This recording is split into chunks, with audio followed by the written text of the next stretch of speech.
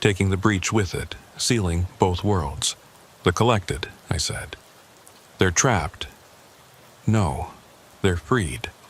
The boys release cascades, every witness released, returning home. But different. Yes. Changed, but alive. And us? We're the paradox we exist between. Neither collected nor free. Forever? Until someone opens another breach. Then we become the new guardians. The new entities. That's horrible. That's balance. I thought about it. An eternity guarding the walls between worlds. With Ada. Could be worse, I said. She smiled. Could be. In the distance, I could see others. The volunteers who came with us. The previous guardians. All waiting. What now? I asked. Now we watch. We wait. We prevent. For how long? Until the last witness forgets. Until the last truth is buried. Until reality stops needing cracks. So, forever. Maybe. Or maybe just until tomorrow. She took my hand. We walked toward the others. Behind us, the worlds sealed. The breach closed. The collection ended. But ahead, infinity waited. And somewhere, in a rebuilt reality, Ezekiel Boone's truck was found. Medical supplies delivered. Lives saved. A small redemption in an ocean of loss. But sometimes small redemptions are enough. Sometimes they're everything.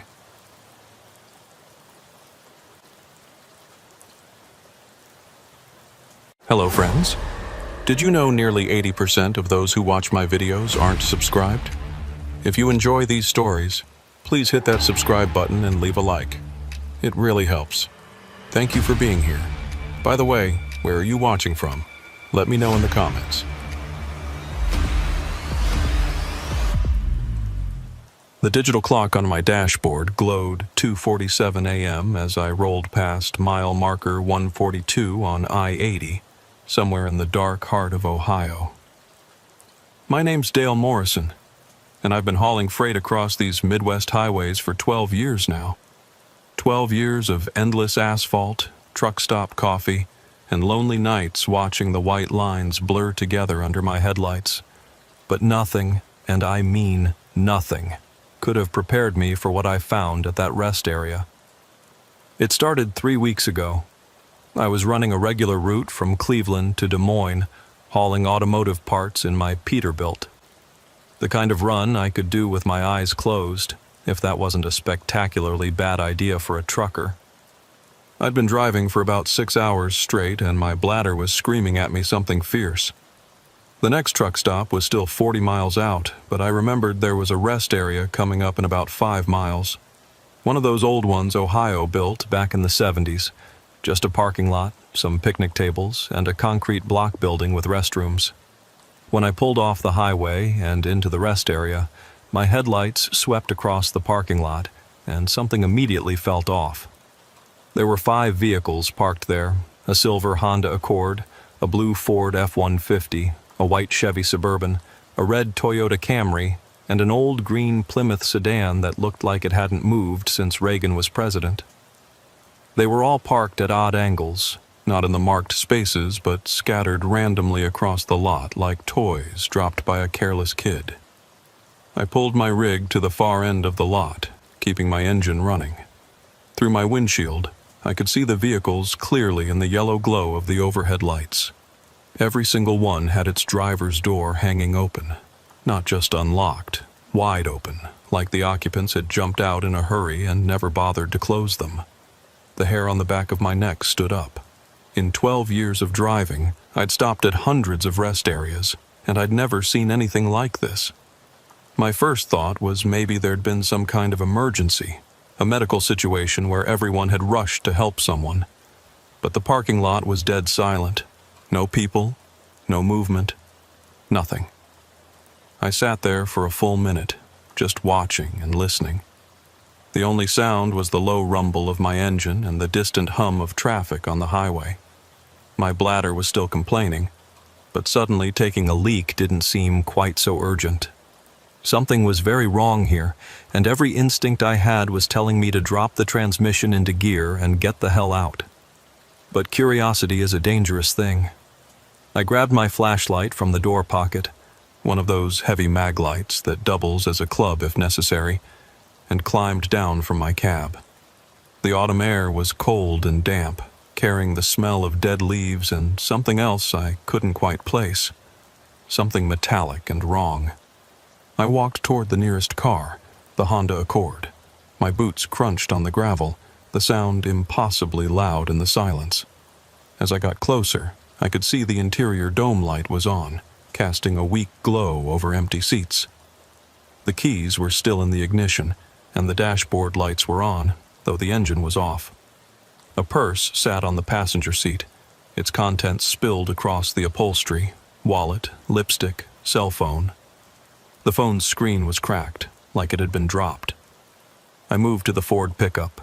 Same story, door open, keys in the ignition, nobody home. There was a half-eaten sandwich on the dashboard and a thermos of coffee in the cup holder. I touched the thermos with the back of my hand. Still warm. My mouth went dry. Whatever had happened here, it had happened recently. Maybe in the last hour, possibly less. The smart thing would have been to get back in my truck and call 911. Let the cops sort this out. But I kept walking, drawn by some morbid fascination I couldn't explain. The Suburban was next. This one was different. The back seats were full of luggage and kids' toys. A portable DVD player was still running, playing some animated movie on a loop. The screen cast flickering blue light through the windows.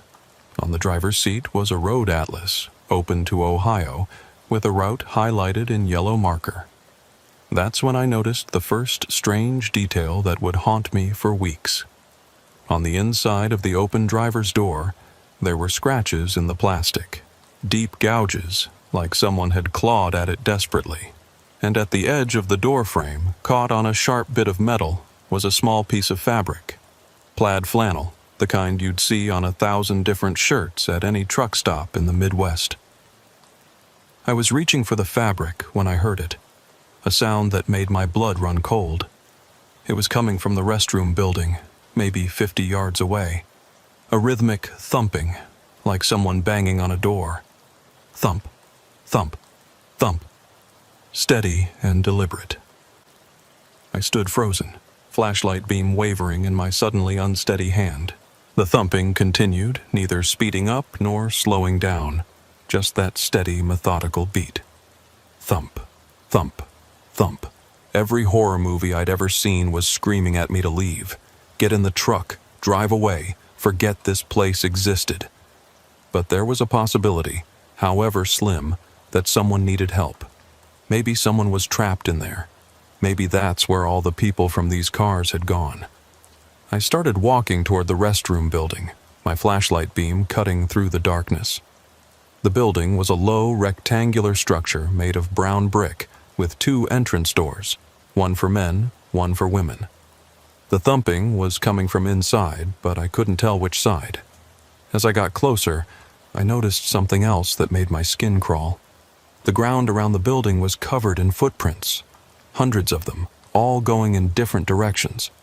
But here's the thing that really got me. They all seemed to start at the building and go outward, like a bunch of people had come out of the restrooms and scattered in every direction. But there were no tracks going in. The thumping stopped. The silence was somehow worse than the noise. I stood there, flashlight trained on the men's room door, trying to convince myself to either go in or walk away. That's when I heard the voice. "Hello? Is someone out there?" It was muffled, coming from inside the men's room. A woman's voice, which didn't make sense. Young, scared, desperate. "Please, I need help. Please." I took a step closer. "Ma'am? Are you hurt? What are you doing in the men's room?" "The door. Something's wrong with the door. I can't get out. Please." Something about this felt wrong. Why would a woman be in the men's room? How did she get locked in if the door opened outward, as most restroom doors did, but the fear in her voice sounded genuine. "Hang on," I called out. "I'm coming." I reached for the door handle, a cold metal bar that felt like ice under my palm. As I started to pull, the voice inside changed. It got deeper, rougher. "Yes, come in. Come in and help." I jerked my hand back like I'd been burned. That wasn't the same voice. It wasn't even close. It sounded like someone doing a bad impression of the woman's voice, like they'd forgotten what they were supposed to sound like halfway through the sentence. I backed away from the door, my heart hammering in my chest. The thumping started again, but now it was coming from both restroom doors. Thump, thump, thump, in perfect synchronization. That's when I saw something that made me run. Really run, not just back away, but full-on sprint to my truck. In the narrow gap under the men's room door, illuminated by my swinging flashlight beam, I saw fingers. Dozens of them pressing out from under the door, feeling around like blind worms. But they were all wrong, too long, too many joints, bending in ways fingers shouldn't bend. I ran harder than I'd run in years, my boots slipping on the gravel. Behind me, I heard the restroom doors bang open and something that sounded like multiple people running, but with a weird off-rhythm gait, like they were all trying to run in sync but couldn't quite manage it. I practically flew up into my cab, slamming the door behind me and throwing the locks. My hands were shaking so bad it took me 3 tries to get the truck in gear. As I started to pull out, my headlights swept across the restroom building one more time. There were people standing there, maybe a dozen of them, all perfectly still, all facing my truck. Men, women, even a couple of kids. They looked normal enough from a distance, but something about the way they stood was wrong. Too still, too synchronized. Like mannequins that had been posed by someone who didn't quite understand how humans were supposed to stand. I gunned it out of there, my trailer fishtailing as I merged back onto I-80. In my mirrors, I could see them still standing there, watching, until the darkness swallowed them up. I drove for another hour before I stopped at a well-lit truck stop full of people. Normal people who moved like people should move. I called the Ohio State Highway Patrol and reported what I'd seen, leaving out the weird parts and just telling them about the abandoned vehicles. They said they'd send someone to check it out. The next morning, I saw a small item in the news. 5 vehicles found abandoned at a rest area on I-80. No signs of the owners. Police investigating. No mention of anything else. I thought that would be the end of it. I changed my route, started taking I-70 instead of I-80. Told myself it was just a weird night. Maybe some kind of elaborate prank or something I didn't understand. But a week later, I was talking to my buddy Earl at a truck stop in Indiana, and he mentioned something that made my blood run cold. "Strangest thing," he said, stirring sugar into his coffee. "I stopped at that rest area near mile marker 142 last night. You know, the old one? There were 5 cars in the lot, all with their doors open. Gave me the creeps, so I didn't even stop. Just pulled right through." "What kind of cars?" I asked, though I already knew the answer. "Let's see. A silver Honda, a blue pickup, white Suburban, red Camry, and some old green beater. Plymouth, I think." The same cars. Exactly the same cars. "What time was this?" I asked. "Oh, about 2:30 in the morning. Why?" I didn't answer. I couldn't. Because if Earl had seen those same cars a week after I had, then something was happening at that rest area that defied explanation. Either those cars had been returned somehow, or what I'd seen hadn't been abandoned cars at all, but something else. Something that looked like abandoned cars. Something that wanted people to stop and investigate. I started asking around, casual-like, whenever I met other truckers. Had anyone else stopped at that rest area? Seen anything weird? The stories I heard made me wish I hadn't asked. Randy from Columbus said he'd stopped there 2 weeks ago. Same cars, same open doors. But he'd heard children laughing from inside the restroom building. The laugh of kids playing, except it was 3 a.m. and there were no kids anywhere. Vince, who runs refrigerated goods to Chicago, said he'd pulled in there just to turn around, didn't even stop. But as he was backing up, he swore he saw faces in all the car windows, pressed against the glass, watching him. When he looked again, they were gone. Lloyd told me the worst story. He'd actually gotten out and walked to the restroom. Said the door was propped open, and inside, the lights were flickering. In the flashing light, he saw people standing in the stalls, facing the walls, completely motionless. He counted 6 people in a restroom that only had 3 stalls. He backed out real quiet and drove 8 hours straight without stopping. But here's the thing that really messed with my head. I looked up the news reports, going back years. Every few months, there'd be a small article about abandoned vehicles found at rest areas along I-80. Different rest areas, but always the same pattern. Cars with doors open, no sign of the occupants, personal belongings left behind. The articles would mention search efforts, investigations, but never any follow-ups, never any resolution, like the people just vanished into thin air. I started keeping a log, tracking the incidents. There was a pattern, though it took me a while to see it.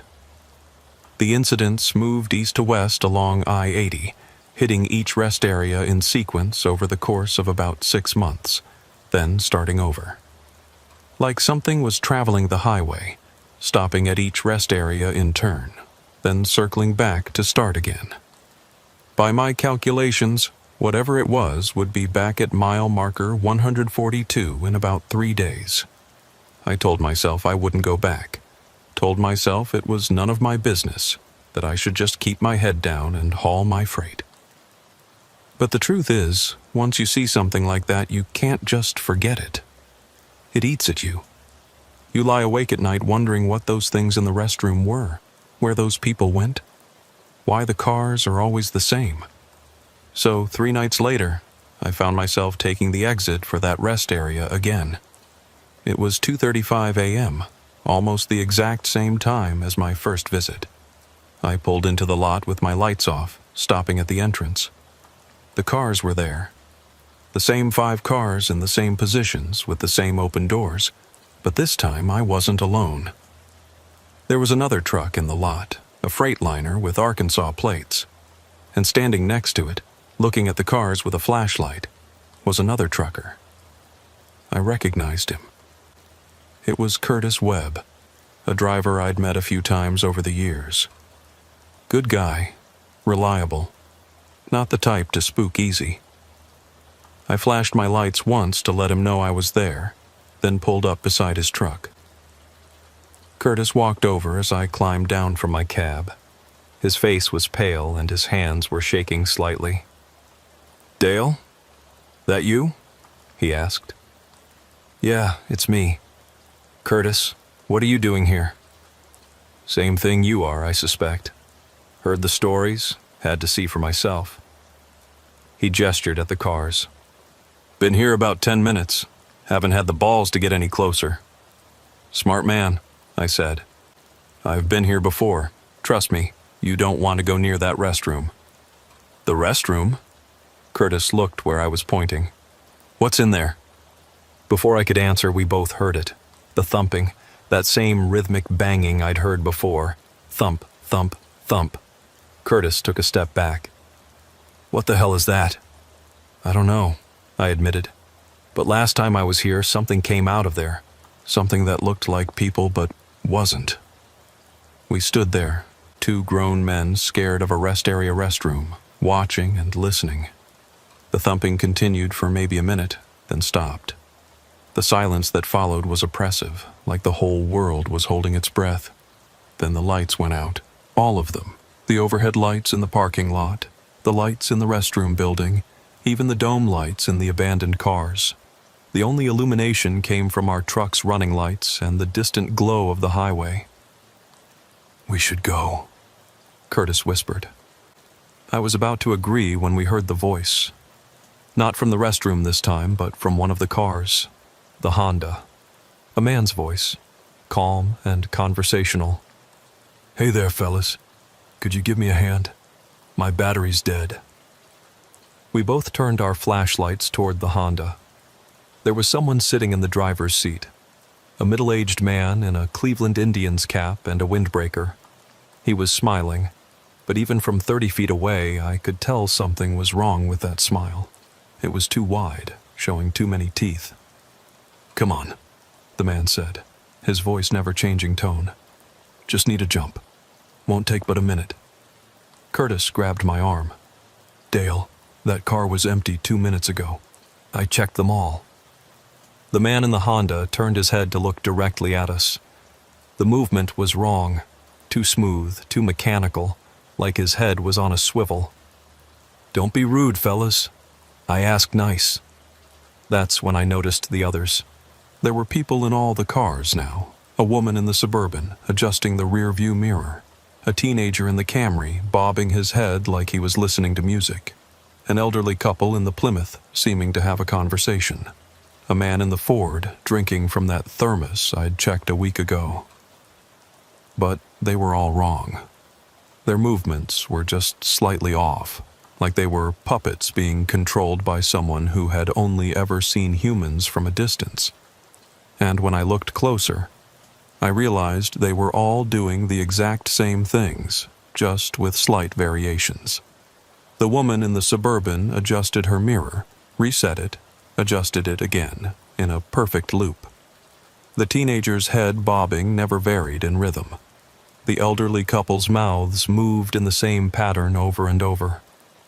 "Curtis," I said quietly, "we need to leave. Right now." But Curtis was already backing toward his truck. "Way ahead of you." The man in the Honda opened his door and stepped out.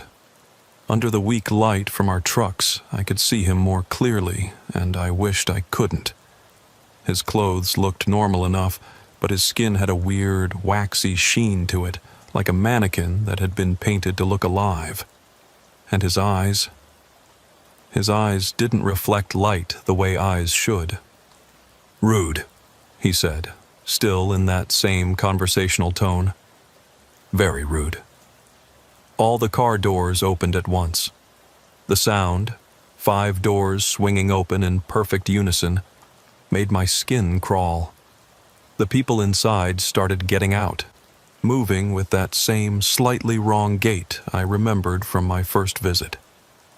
Curtis and I ran for our trucks. As I climbed into my cab, I saw something that nearly made me fall right back out. In my passenger seat was a woman. Young, pretty, wearing a waitress uniform from some diner. She was smiling that same too wide smile. "Hi there," she said brightly. "Going my way?" I yanked open my door and literally fell out of the truck, landing hard on the gravel. The woman laughed, a sound like breaking glass, and started to climb across to the driver's seat. I scrambled to my feet and ran to Curtis's truck, yanking on the passenger door. Locked. "Curtis, open up!" Curtis was fighting with something in his cab. Through the window, I could see another figure in there with him, arms wrapped around him from behind. Curtis was trying to push it off, but it held on with inhuman strength. Behind me, I heard doors slamming and footsteps on gravel. Those things from the cars were coming. I grabbed the biggest rock I could find and smashed Curtis's passenger window, reaching in to unlock the door. As I climbed in, Curtis finally managed to throw the thing off him. It hit the driver's door and slumped down, and I got my first good look at it. It was wearing Curtis's clothes. It had Curtis's face. But it was like a rough copy, the details not quite right. The eyes were the wrong shade, the nose slightly off-center, the hair parted on the wrong side. The real Curtis started his engine, throwing the truck in gear. "What the hell? What the hell? What the hell?" "Drive!" I shouted. He didn't need to be told twice. We roared out of that rest area, tires squealing. In the side mirror, I saw them standing in the parking lot. The things from the cars, the woman from my truck, the fake Curtis. They stood in a perfect line, watching us go. We didn't stop until we reached a truck stop 50 miles away. Curtis was shaking so bad he could barely hold his coffee cup. We sat in a booth in the back where we could see everyone who came in. "What were those things?" Curtis asked for the 5th time. "I don't know. I really don't. That thing in my truck, it looked like me, Dale. How is that possible?" I didn't have an answer. We sat there until the sun came up, neither of us wanting to get back on the road. Finally, Curtis said he was done. He was going to drive his truck back to the company, turn in his keys, and find another line of work. Last I heard, he was working construction in Little Rock. Me? I kept driving. But I changed my routes, stayed away from I-80 for months, tried to forget what I'd seen, tried to convince myself it was some kind of hallucination or maybe an elaborate hoax. But then, about 2 months later, I got a call from Earl. He was in the hospital in Toledo, pretty banged up, but alive. He'd been driving on I-80 and decided to stop at that rest area around 2:45 a.m. despite everything I'd told him. Said he just had to see for himself. The cars were there, of course. But this time, Earl said, one of them was his car.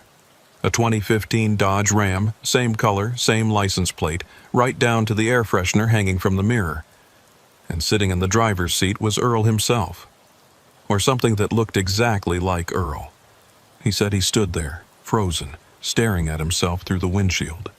The other Earl smiled and waved, then got out of the truck and started walking toward him. That's when Earl ran. He got in his truck and tore out of there, but he was so shaken that he drifted off the road about 10 miles later and hit a guardrail. The police found him unconscious in his cab. When he came to in the hospital, he told them about the rest area. But of course, they didn't believe him. Thought he'd fallen asleep at the wheel and had some kind of weird dream. But I believed him. Because by then, I'd done more research. I'd found reports going back decades, always dismissed as urban legends or trucker tales. Stories about rest areas where people disappeared, where cars were found abandoned, where travelers reported seeing impossible things. And always, the same pattern. The same 5 cars appearing at different rest areas. The same voices calling for help. The same things that looked human, but weren't quite right. I started to develop a theory. What if those things weren't trying to replace us? What if they were trying to become us? Learning by observation, getting better at mimicking human behavior each time someone stopped to investigate? That would explain why the copies were getting more convincing.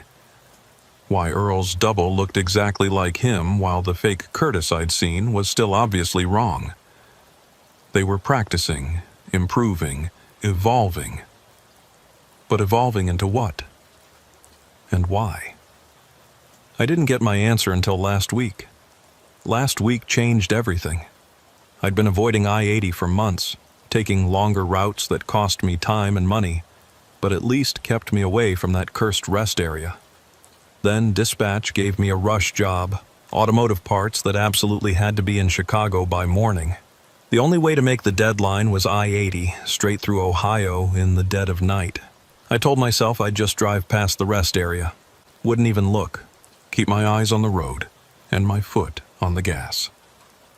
But as I approached mile marker 142, doing 70 in the right lane, I saw something that made me ease off the accelerator. There were lights at the rest area. Not just the normal overhead lights, but dozens of them. Flashlights, spotlights, the red and blue strobes of emergency vehicles. The place was lit up like a football stadium. Against my better judgment, I pulled over on the shoulder about a quarter mile past the exit. I grabbed my binoculars from the glove box. Yeah, I keep binoculars in the truck now, don't judge. And focused on the rest area. There were at least a dozen vehicles there, but not the usual 5 abandoned cars. These were police cruisers, unmarked government sedans, and what looked like a mobile command center. People in hazmat suits were walking around the parking lot, and they'd set up some kind of perimeter with yellow tape. I sat there watching for maybe 5 minutes, trying to figure out what was happening. Then my phone rang. Unknown number, but it was an Ohio area code. "Mr. Morrison?" The voice was female, professional, with that particular tone that suggested government authority. "Yeah?" "Mr. Morrison, this is Agent Sarah Chen with the FBI. I understand you're parked on the shoulder of I-80 near mile marker 142. My blood went cold. How did they know where I was? How did they have my number? "I need you to continue to your destination, Mr. Morrison. Do not stop at the rest area. Do not take any photographs. Do not discuss what you've seen with anyone." "How did you—" "We've been monitoring this situation for some time. We're aware of your previous encounters at this location. Your reports to the Ohio State Highway Patrol were very helpful." "My reports? They told me they couldn't find anything unusual." "Mr. Morrison, I'm going to be frank with you. This is an ongoing federal investigation into a series of incidents along the I-80 corridor. We know you've seen things. We know others have too. But for your safety and the integrity of our investigation, I need you to drive away right now." "What about all those missing people? The abandoned cars?" There was a pause.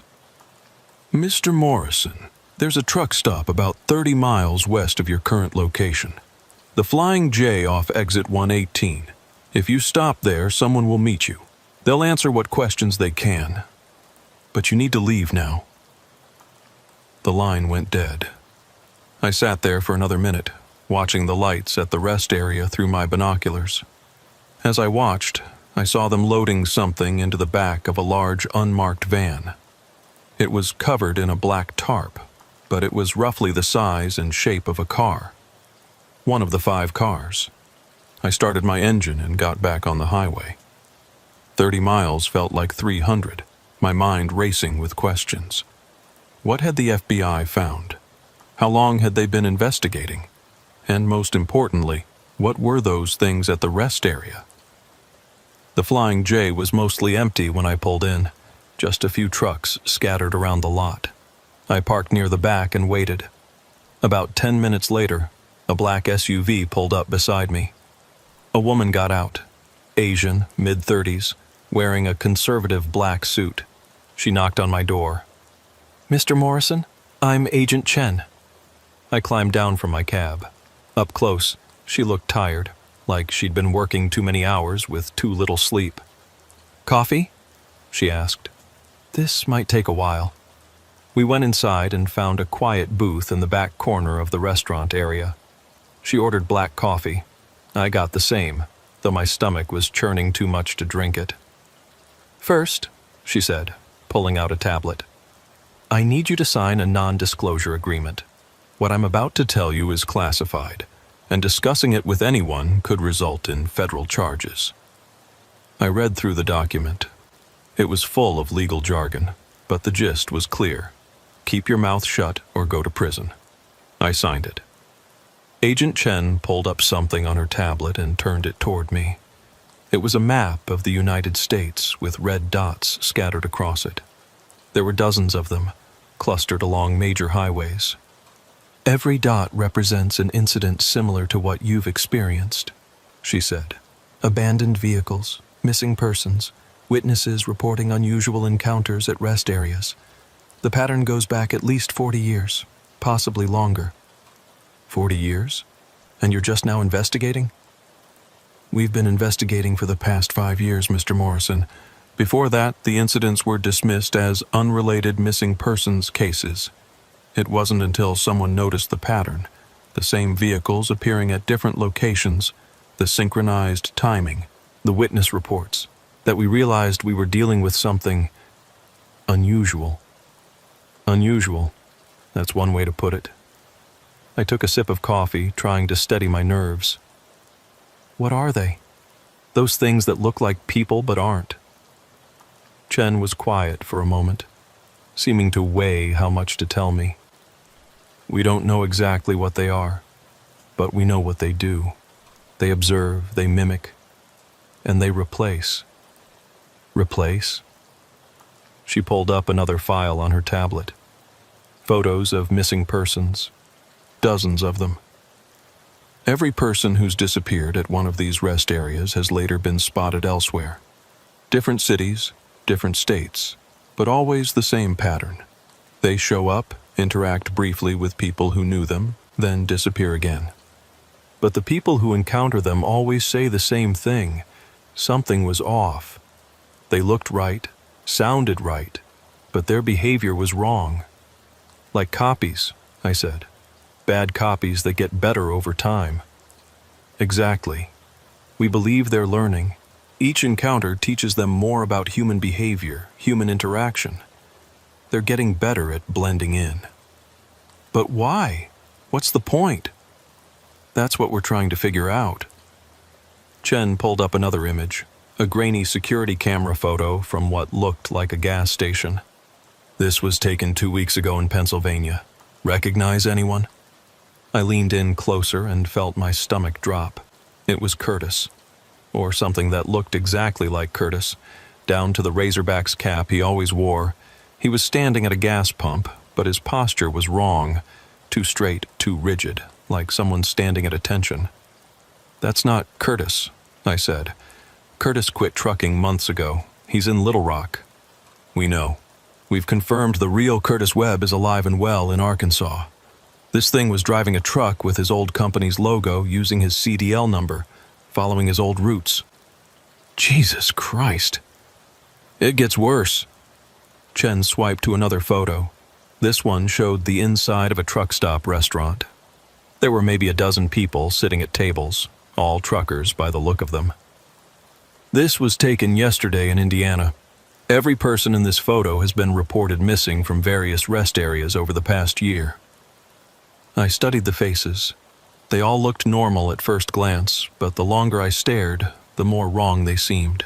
They were all sitting the exact same way, holding their coffee cups at the same angle, their heads tilted at identical degrees. They're gathering, Chen said. For the first time, we're seeing them congregate in groups. We think something's changing in their behavior pattern. Changing how? They're becoming bolder, less concerned with staying hidden. 3 days ago, one of them walked into a DMV in Nebraska and tried to renew a license for someone who'd been missing for 6 months. When the clerk questioned the discrepancies, it just walked out. Didn't run, didn't panic, just turned and left like it had completed its task. So what are you doing about it? That scene at the rest area. We're trying to capture one, Chen admitted. Every time we've gotten close before, they've simply vanished. Left the vehicles, left the area, just gone. But tonight, we have the entire rest area surrounded. Thermal imaging, motion sensors, the works. If one of those things shows up, we'll get it. My phone buzzed. A text from Earl. You seeing this? With a link to a news article. The headline read, "Multiple truck stops report strange encounters with familiar strangers." Chen saw me reading. That's going to be pulled from the web within the hour. We're trying to keep this contained, but it's getting harder. More people are noticing the pattern. What do you want from me? I asked. Information. You've had more encounters than almost anyone else who's still... She paused. Still alive? Still accounted for, she corrected, though I wasn't sure that was better. We need to know everything you remember, every detail, no matter how small. So I told her everything. The fingers under the door, the woman in my truck, the fake Curtis. She recorded it all, occasionally asking for clarification or additional details. When I finished, she was quiet for a long moment. The fingers, she finally said. You're sure they had too many joints? Positive, like they had an extra knuckle or two. She made a note on her tablet. That's consistent with other reports. We think they might not be fully physical. Not in the way we understand it, anyway. What does that mean? Have you ever heard of dimensional fold theory? I shook my head. The simplified version is that our reality might exist alongside other realities, separated by barriers we can't normally perceive. Sometimes these barriers weaken at certain locations, places where traumatic events occurred or where specific geological conditions exist, or sometimes for reasons we don't understand. You're saying these things are from another dimension? We're saying it's one possibility. The abandoned vehicles could be anchor points, objects from our reality that they use to maintain a connection. The mimicry could be their way of trying to exist in our world, copying our forms because they don't have stable ones of their own. That's insane. 6 months ago, I would have agreed with you. Chen rubbed her eyes. But we've exhausted every conventional explanation. These things don't show up on thermal imaging. They don't leave DNA evidence. They can appear and disappear without any trace. Either we're dealing with something beyond our current understanding of physics, or what? Or they're very good at making us think that's what they are. My phone rang. It was dispatch, probably wondering why I'd stopped. I let it go to voicemail. There's something else, Chen said. We've detected a pattern in their movements. They're not random. The rest areas they appear at, the sequence they follow, it's deliberate. They're moving toward something. Toward what? Chicago. Every route they follow eventually leads to Chicago. We don't know why, but we think something's going to happen there. Soon. I thought about my load, the automotive parts that absolutely had to be in Chicago by morning. The rush job that forced me to take I-80. Was that really a coincidence? I need to go, I said. I have a delivery. Mr. Morrison, Dale, I need you to understand something. You're not safe. None of the witnesses are. We've been monitoring all of you, trying to provide protection without being obvious about it. But 3 witnesses have disappeared in the past month. People who saw what you saw, who knew what you know. Are you saying those things are hunting us? I'm saying be careful. Stay in populated areas. Don't stop at isolated rest areas. And if you see anything unusual, call this number immediately. She handed me a business card with just a phone number on it, no name or agency identification. I stood to leave, then thought of something. Agent Chen, those 5 cars at the rest area, who did they belong to originally? The real ones, I mean. She hesitated. The Honda belonged to a teacher from Akron who disappeared in 1981. The Ford was reported stolen from a dealership in 1987, but the owner was never found. The Suburban belonged to a family of 4 who vanished during a road trip in 1993. The Camry was abandoned after its owner went missing in 2001. And the Plymouth? What about the Plymouth? The Plymouth was manufactured in 1974, but according to our records, that specific VIN number was never assigned to any vehicle. It shouldn't exist. That sent a chill down my spine. It's theirs. An original, not a copy. That's our working theory. It might be how they first entered our reality, creating something that looked like it belonged but never quite did. I left the truck stop with more questions than answers. The drive to Chicago was tense, checking my mirrors constantly, jumping at every shadow. I made my delivery just before dawn, then found a motel in the suburbs. I needed sleep, but my mind wouldn't stop racing. Those things were heading to Chicago, all of them converging on the city for some unknown purpose, and I was right in the middle of it. I tried calling Curtis to warn him, but his number was disconnected. Called Earl, but it went straight to voicemail. One by one, I tried every trucker I knew who'd had an encounter at that rest area. None of them answered.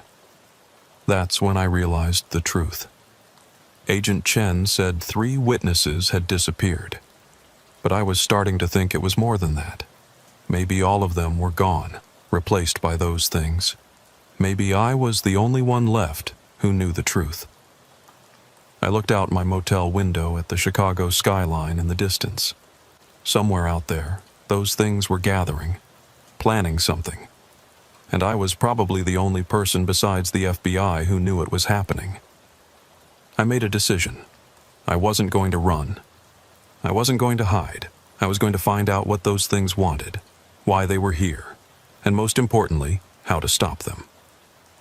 I pulled out my laptop and started searching.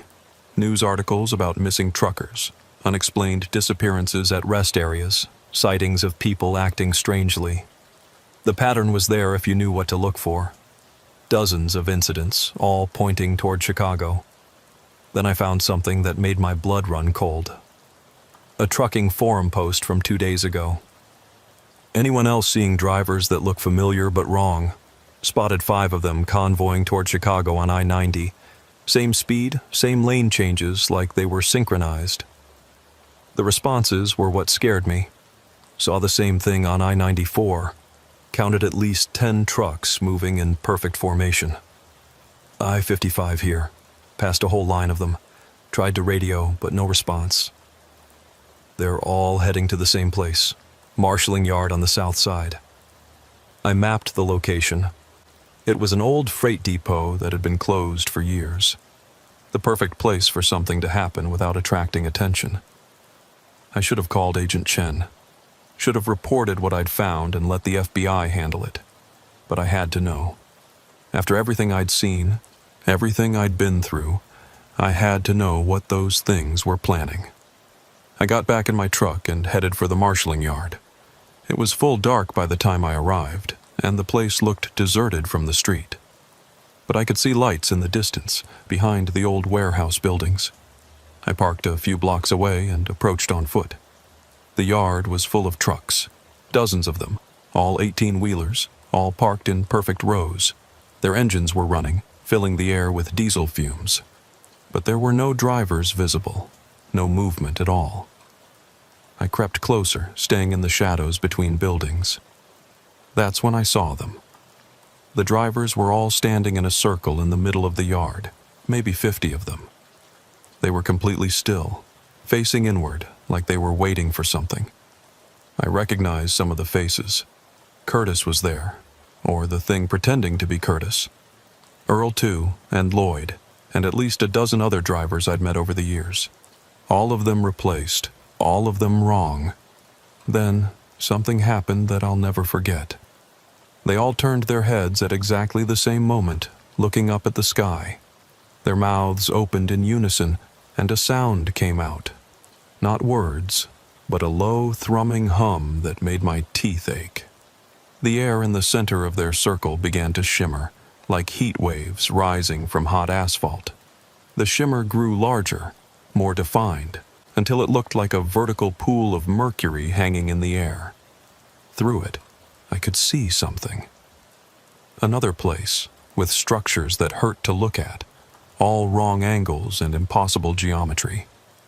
One of the fake drivers stepped forward, the one wearing Curtis's face. It spoke, but not in Curtis's voice. The sound was layered, like multiple people talking at once. The pathway is stable. Begin the transfer. The others started moving toward the shimmering portal, walking in perfect synchronization. But they weren't just walking through. As each one entered, they seemed to unfold, revealing their true forms. Things that were definitely not human, all writhing tendrils and too many eyes, shapes that shouldn't exist in three-dimensional space.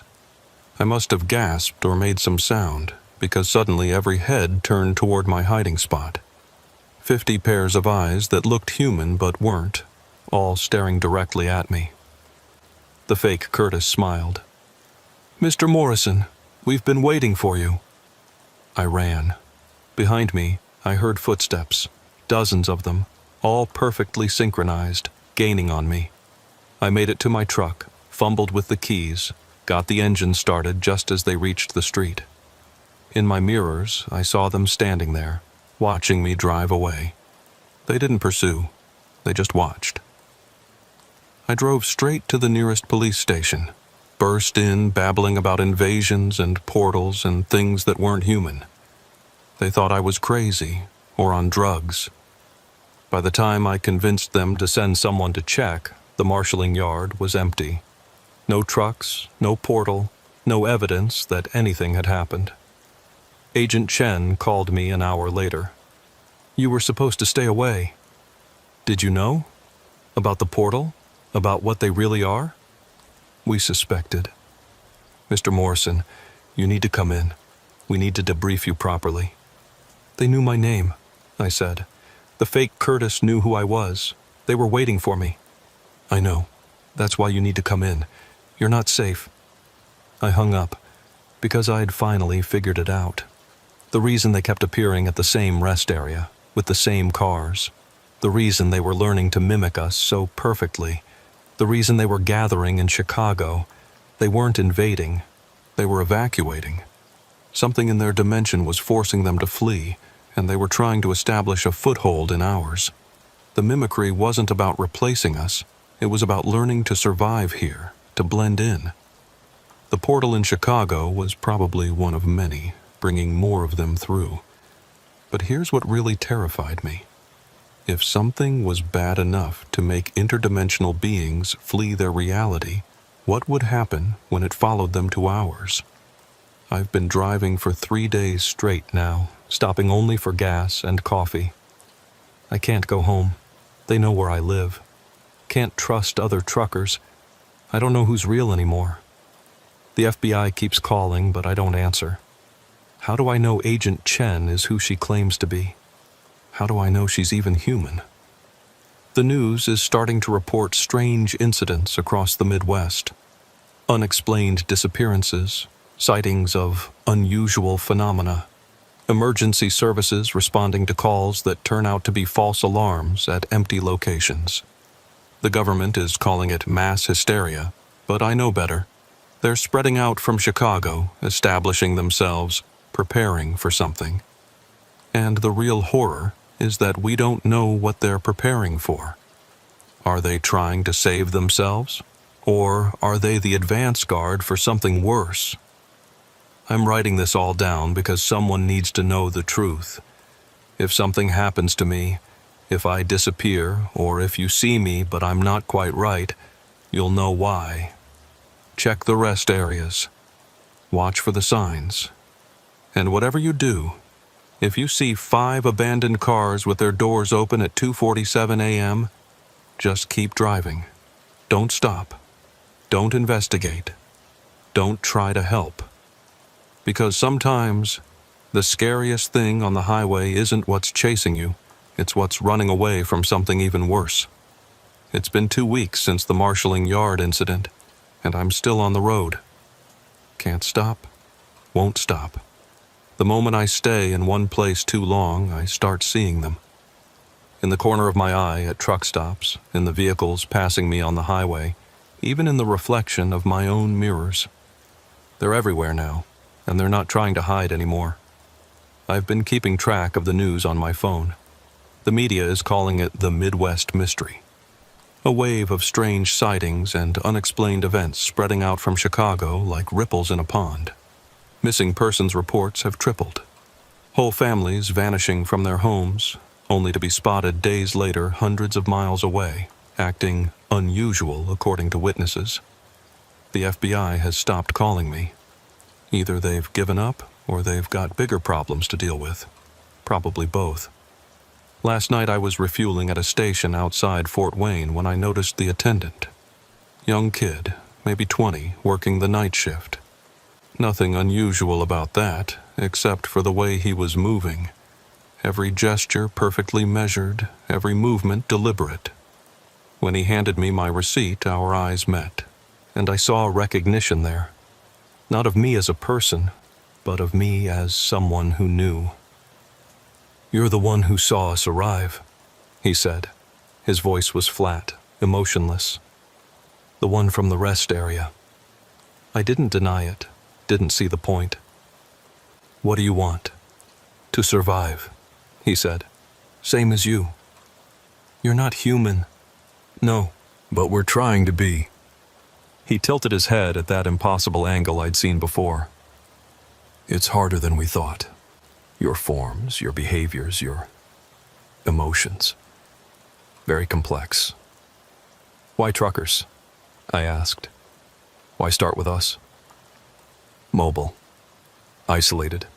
Less likely to be missed immediately." He blinked, but his eyes stayed open a fraction too long. We needed time to learn, to practice. Highway rest areas were perfect, liminal spaces where reality is already thin. Reality is thin, at certain points, places where many people pass through but few remain. Airports, train stations, rest areas. The constant flow of consciousness weakens the barriers, makes it easier for us to cross over. Cross over from where? He was quiet for a moment, and when he spoke again, his voice had changed. It was layered, echoing, like multiple beings speaking through one mouth. From a place that no longer exists. Our reality is collapsing, consuming itself. We had no choice but to flee.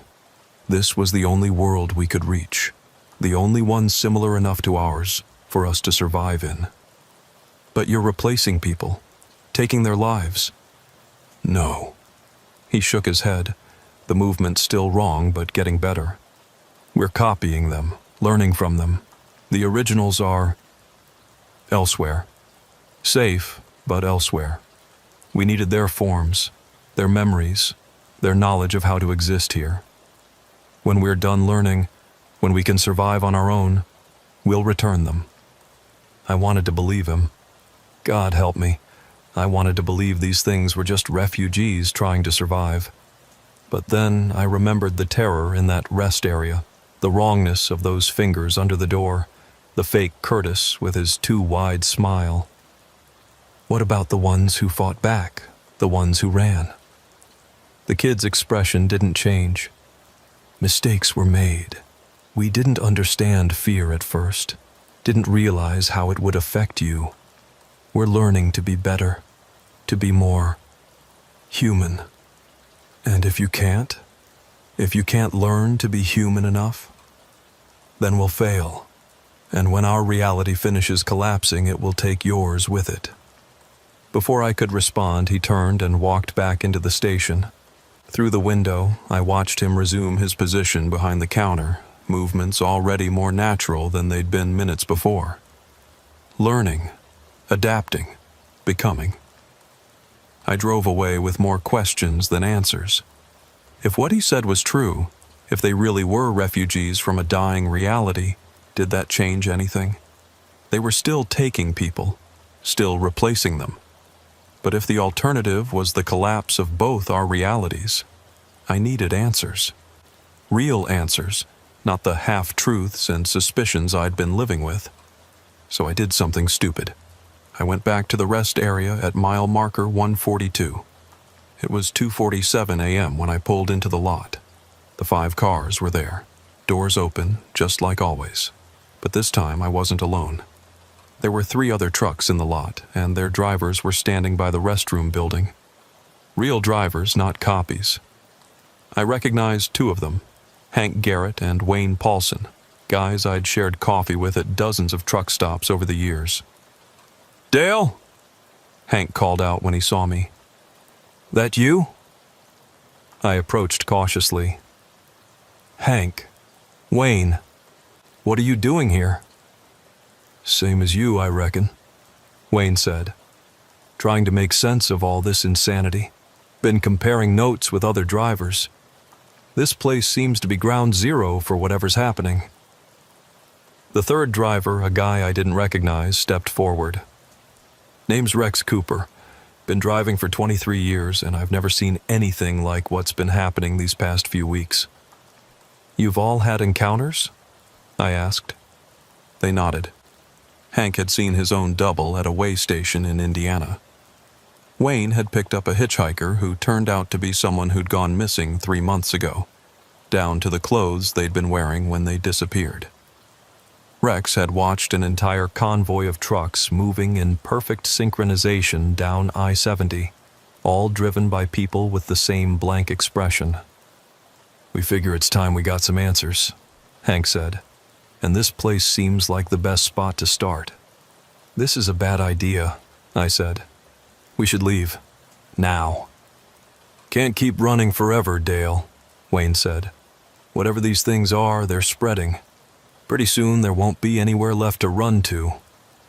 He was right, but that didn't make me feel better about standing in that cursed rest area.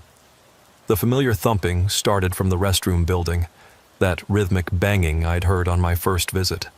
Thump, thump, thump. "What is that?" Rex asked, his hand moving to the pistol on his hip. "That's how it starts," I said. "Every time. Something in there pretends to need help, tries to lure people in." "Well, let's see what happens if we don't take the bait," Hank said. He pulled out a flashlight and shone it on the restroom doors. "We know you're in there. We know you're not human. So how about you come out and we have a civilized conversation?" The thumping stopped. For a long moment there was only silence. Then the men's room door opened and someone stepped out.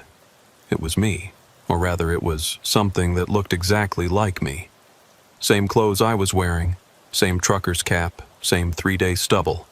The only difference was the eyes. They were older, more tired, like they'd seen too much.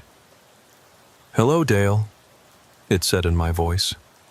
The other drivers stepped back, hands reaching for weapons, but the thing that looked like me raised its hands in a peaceful gesture. "I'm not here to harm anyone. I'm here to show you something." "Show us what?" I asked, my voice shakier than I'd like. "The truth. About what we are. About why we're here. About what's coming." It walked toward the abandoned cars, and against our better judgment, we followed. When it reached the Honda, it placed its hand on the hood.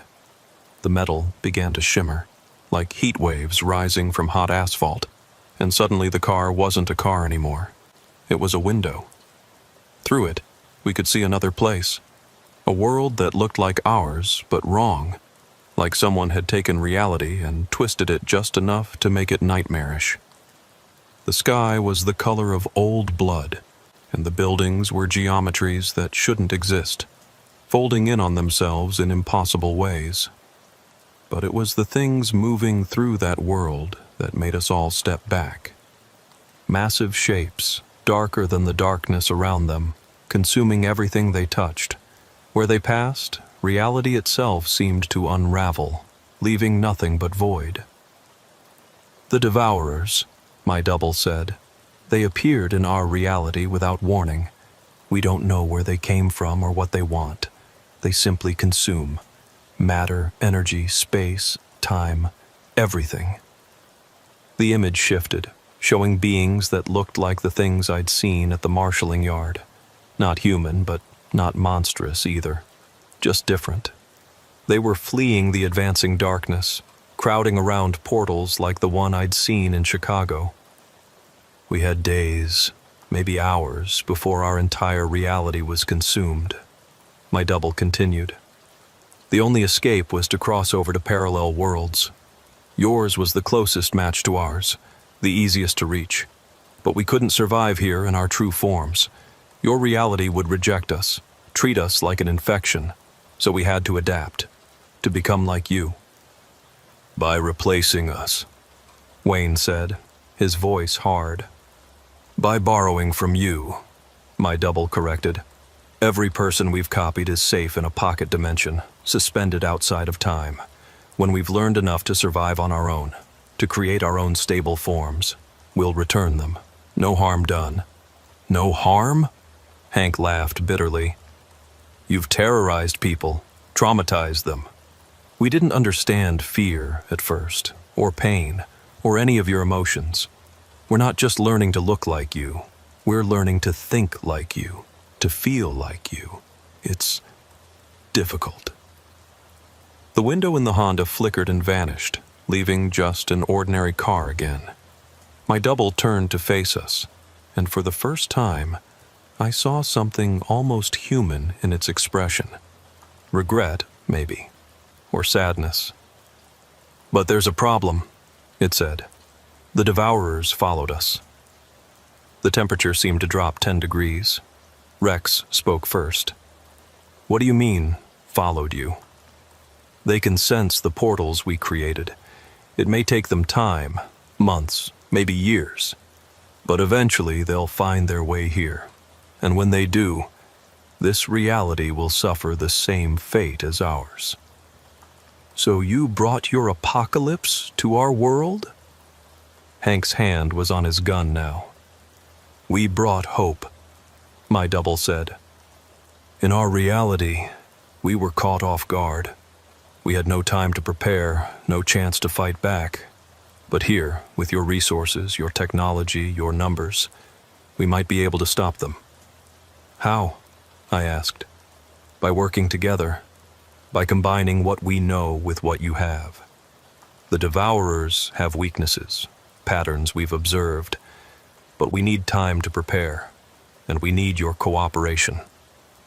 Our cooperation? Wayne shook his head. You kidnapped people, replaced them, because we didn't know how else to survive. But now we're learning.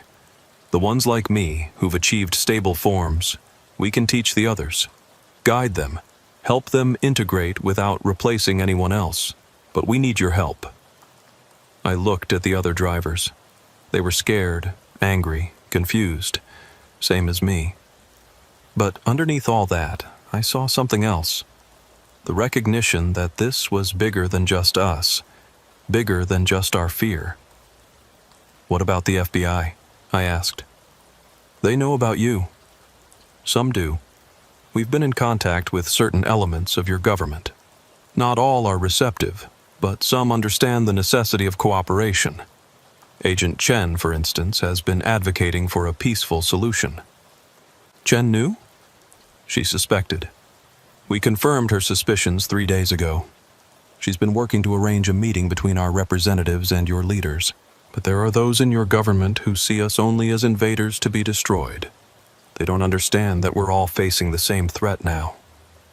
My phone buzzed. A text from an unknown number. Dale, this is Chen. I know where you are. Don't trust it. They're not what they claim. Get out now. My double saw me reading the message. She's partially right not to trust us. We haven't been entirely honest, but neither has she. What do you mean?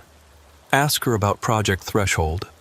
Ask her how long the government has really known about the weak points in reality. Ask her what they found in Nevada in 1987. Another text from Chen. Whatever it's telling you is a manipulation. They're dangerous. Extraction team inbound. I could hear helicopters in the distance getting closer. The other drivers heard them too. We need to go, Hank said. My double shook its head. It's too late for that. They'll be here in minutes. But before they arrive, you need to see one more thing. It walked to the restroom building, to the same door I'd almost opened weeks ago. This time, it pulled it wide open. Inside, instead of a restroom, was a vast space that shouldn't have been able to fit in that small building. Rows and rows of what looked like glass coffins, each containing a person. The real people who'd been replaced. They're all alive, my double said. All safe. All waiting to be returned once we can survive without their forms. This is not an invasion, Dale. It's a rescue mission. We're trying to save both our species. The helicopters were getting louder. I could see lights approaching from the highway, vehicles moving fast. You have to make a choice, my double said. Help us, and we might be able to save both our worlds. Fight us, and we all lose when the Devourers arrive. How do we know you're telling the truth? Wayne demanded. You don't, but consider this. If we wanted to replace you all, truly replace you, would we be having this conversation? We could have taken you the moment you arrived. Instead, we're asking for your help. The first helicopter appeared overhead, searchlight blazing down on us. Government SUVs screeched into the parking lot, agents in tactical gear pouring out. Drop your weapons! Someone shouted through a megaphone. Everyone on the ground, now! My double looked at me one last time.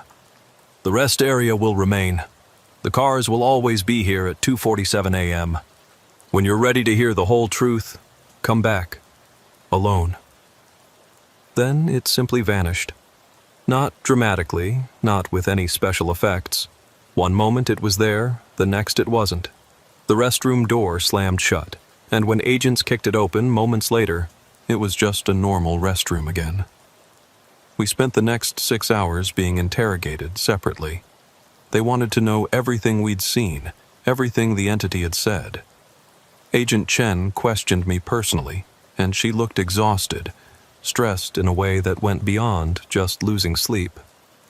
"It told you about Project Threshold," she said. It wasn't a question. "It mentioned it. What is it?" "Classified. Beyond classified. Something that officially doesn't exist. But it does exist." She was quiet for a long moment. "In 1987, we detected an anomaly in Nevada, a point where reality was thin. We've been studying it ever since, trying to understand what it meant. We thought we had decades before it became a problem. But then they showed up. They accelerated everything. Their arrival weakened the barriers further. What might have taken 50 years is now happening in months. The entity, my double, it said you knew the truth, that some in the government want to work with them. Some do. Others want to nuke every rest area from orbit and hope that solves the problem. The truth is, we don't know what the right answer is. We don't know if we can trust them. What do you think?" Chen rubbed her eyes. "I think we're out of our depth. I think we're dealing with something beyond our understanding and we're running out of time to figure it out. And I think they might be telling the truth about the Devourers. You've seen evidence? Residual energy readings at the portal sites.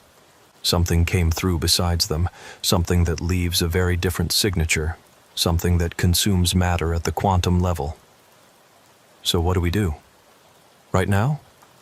We watch, we wait, we gather information, and we hope we make the right choice when the time comes."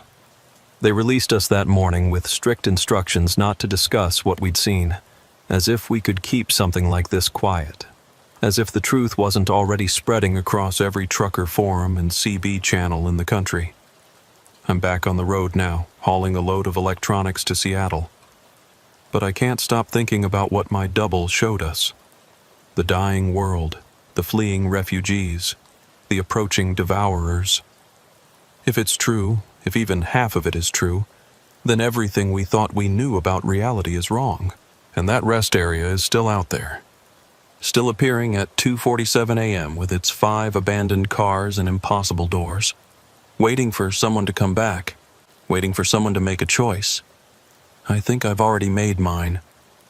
Tomorrow night, I'm going back, alone, like it asked, because if there's even a chance that working with them could save our world, don't I have to take it? The other drivers think I'm crazy.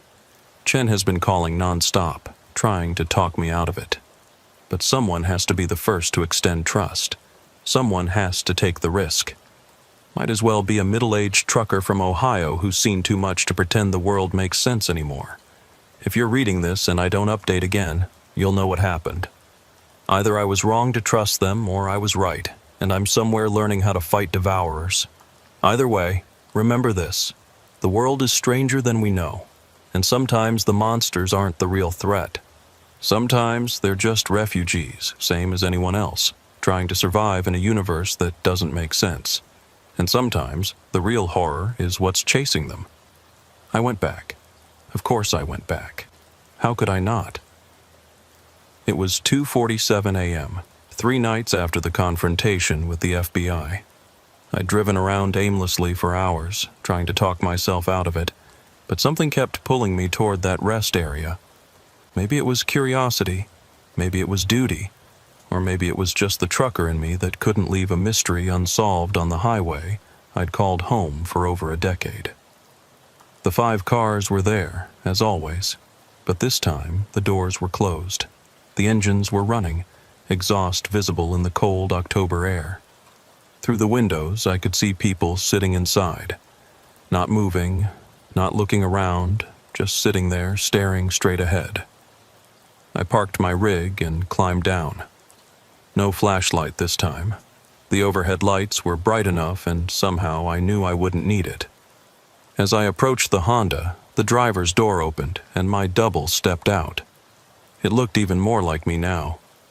The mannerisms were perfect. down to the way I unconsciously touched my wedding ring when I was nervous, even though my divorce had been final for 3 years. "You came back," it said in my voice. "I wasn't sure you would. I need to know the truth. All of it. The truth is complicated, and showing you will be uncomfortable.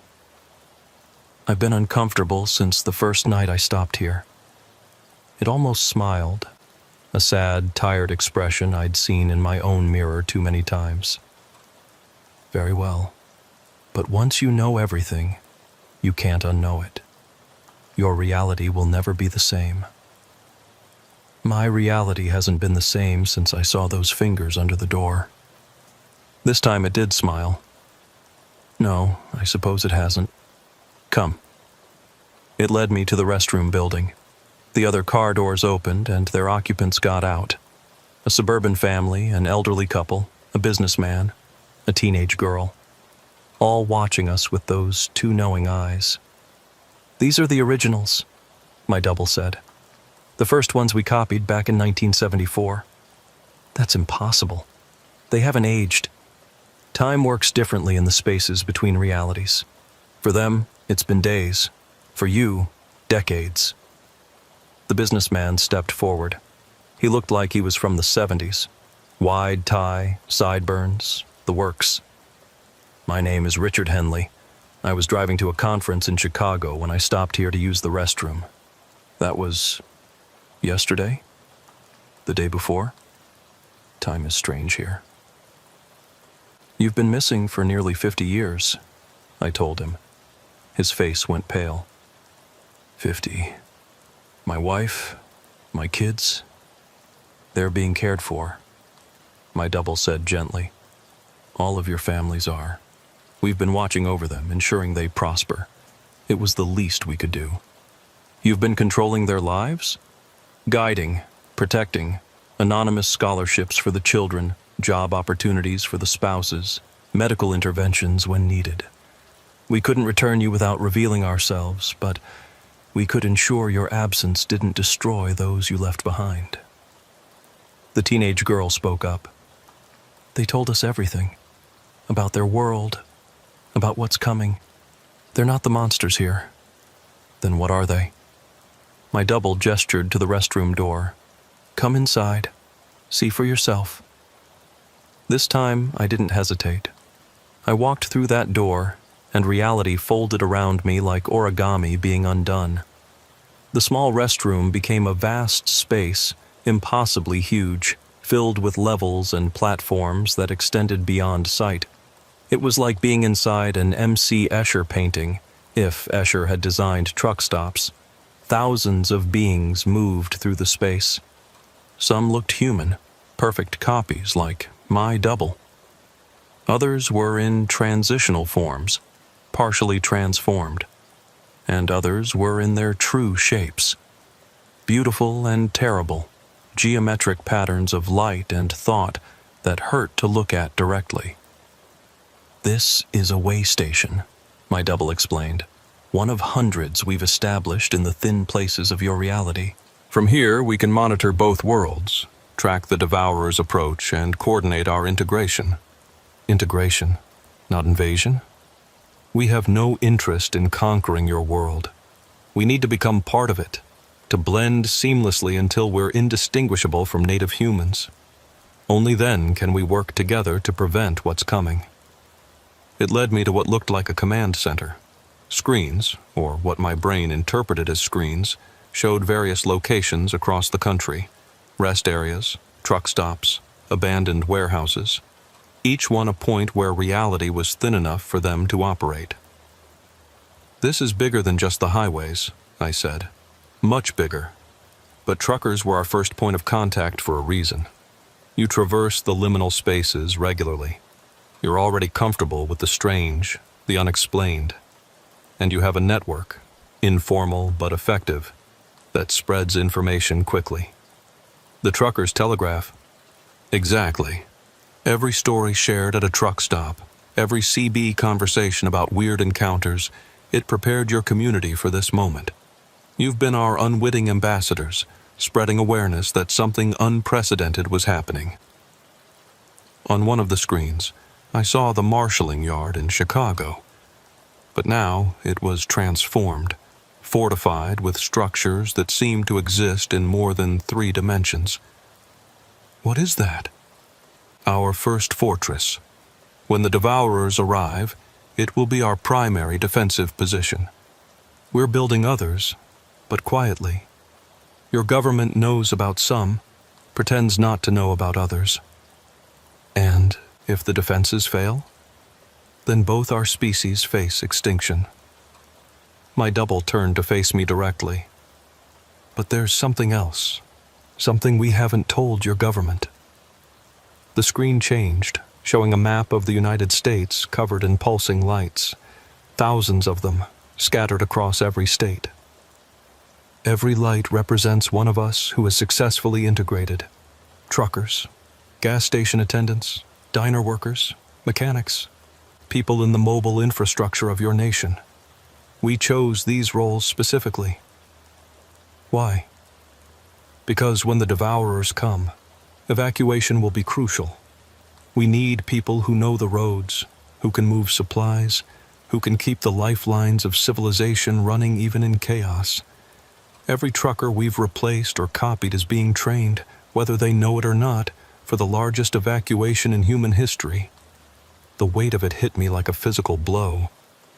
You're preparing for war. We're preparing for survival. The war is inevitable. It followed us here. But with your world's resources and our knowledge, we might win, or at least survive long enough to find another solution. A new being approached us, one that hadn't taken human form.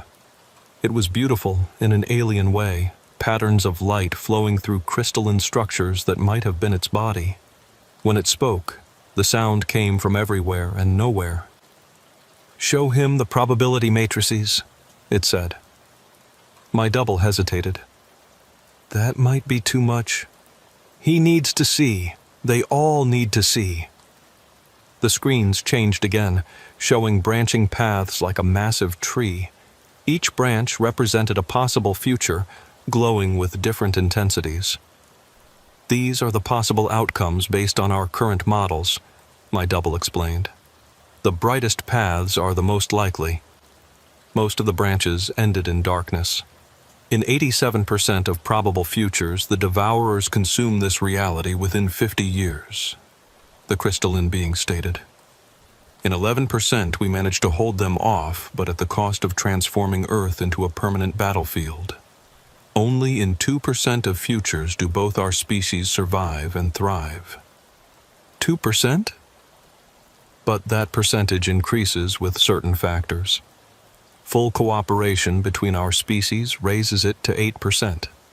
Immediate cessation of hostilities and beginning of joint defense preparations raises it to 15%. And there's one factor that could raise it even higher. What factor?